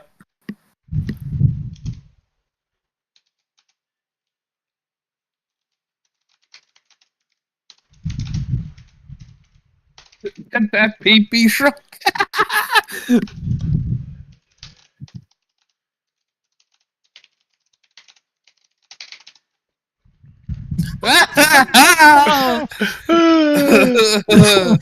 Yes, sir. It's been Take a Scroll on X. Oh, that's good. Oh, man. Okay, so it's time for the funny, and then we're going to call it. We're 3 hours and 10 minutes in. It has been a long show. Been really fun, though. It's been really fun. I really like how we did it tonight. I've had a great time. Here's a funny for you. Breaking. District Attorney Alvin Bragg files 2 new criminal charges against Donald Trump, including avoidance of targeted projectile and obstruction of an assassination attempt. Yeah, we've all seen that one. Oh, God. Okay, so let's see. We'll do Lonnie's, which is also on X, conveniently. Lonnie, you've been big on the X here lately. It's been like where all the hot shit is. I'm not gonna lie. Yeah, it's been pretty fun to watch you transition into. I might I add, I've been pretty efficient. Yes, you have. You have. Anyway, okay, so endorsed me the other day, and I didn't even know this. He didn't even tell me about it. But he gives me $45 million a month.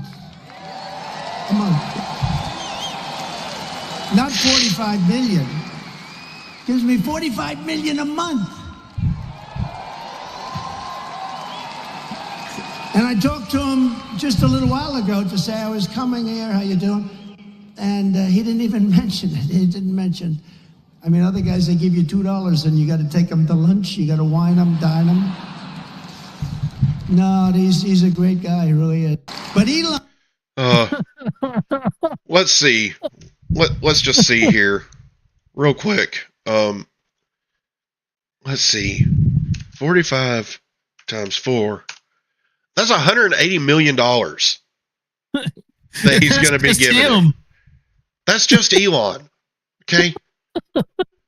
I'm sorry, but hey, Sleepy Joe, you're fucked. Okay. This is what winning looks like. This is exactly what winning looks like. We're gonna win bigly, tremendously. So I got another one for you. Did you know that Matthew Crooks had blue eyes? He did until they were fucking blown out of his head. No, so he had blue eyes. One blew this way, and the other one blew that way. Yikes! Oh, ouchies! It's a big ouchie. A Fauci ouchie, if you will. Where did my show notes go? Okay. Nope, that's the wrong one. Nope.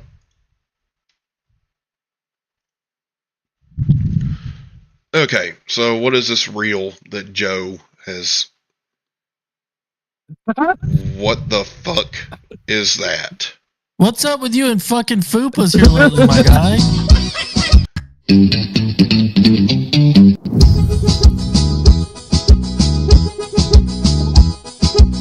Why? Why is this in the funny?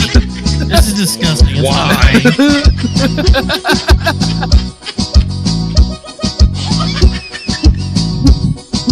She has no ass.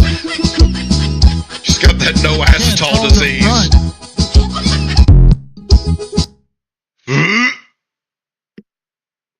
She reminds me of like one of the Eminem guys or something. Okay, we gotta. You know what?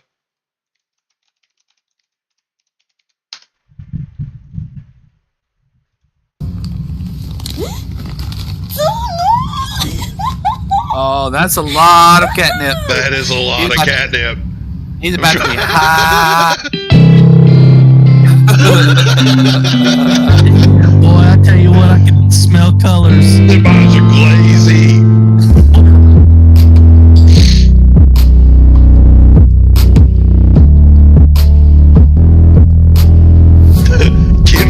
Give me.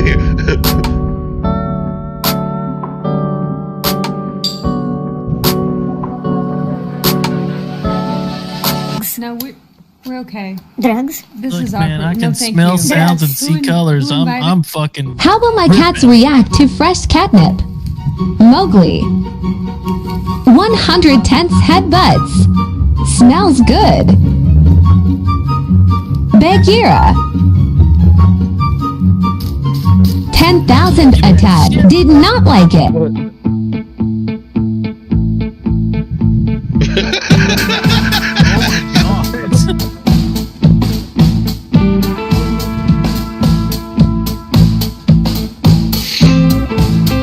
Yes, I can get it out of the fish. I need it.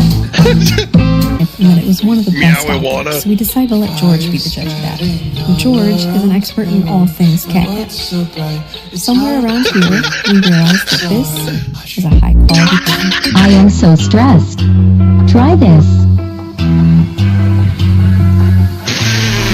What you know about rolling down in the deep when your brain goes numb? You can call them Munchies.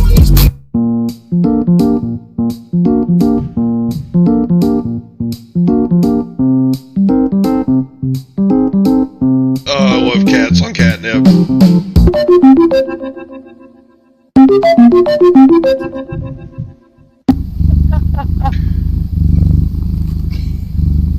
Do you know what that video, that last clip looked like? Hunter Biden in his videos. Yep. First off, clean your fucking house, dude. That is gross. You put this on the internet. Things you don't know about Wait, catnip. what? Not all What about cats it? are affected. Look at all the shit on the floor. Oh. Just everywhere. Approximately 1/3 of cats are not. Oddly enough, the effects of catnip only last between 5 and 15 minutes. 4, 3, 2, 1. Level up. Level up.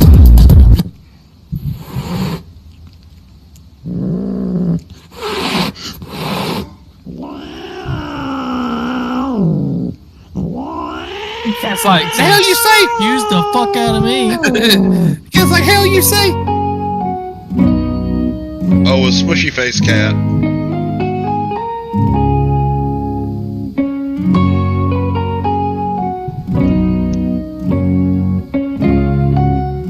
At the first dose, I was fine. The second dose, I thought I was fine. I got up early in the morning, went to work, and then midday, I realized, I might need to slow down a bit. Just that one day, and then it was fine. And then it was fine, like nothing. Drugs. No, Sounds like Kamala Harris. Drugs. Yeah, it This did. is awkward. No, thank you. Drugs. Who invited? Cat was like, that's some dang shit. Fuck off. Don't care about this. This isn't catnip. Not catnip. That's right. Let's call it. 'Cause I gotta go check on my chickens. The dog's barking out there. Yep. I've had some issues. Well, it has been a pleasure, guys. It's been a real fun show. Truly enjoyed it. But wait. Joe, quit yawning. I'm tired, bro. So, I'm Justin. I'm Joe. I'm Lonnie. Tally ho, Tally ho, lads. lads.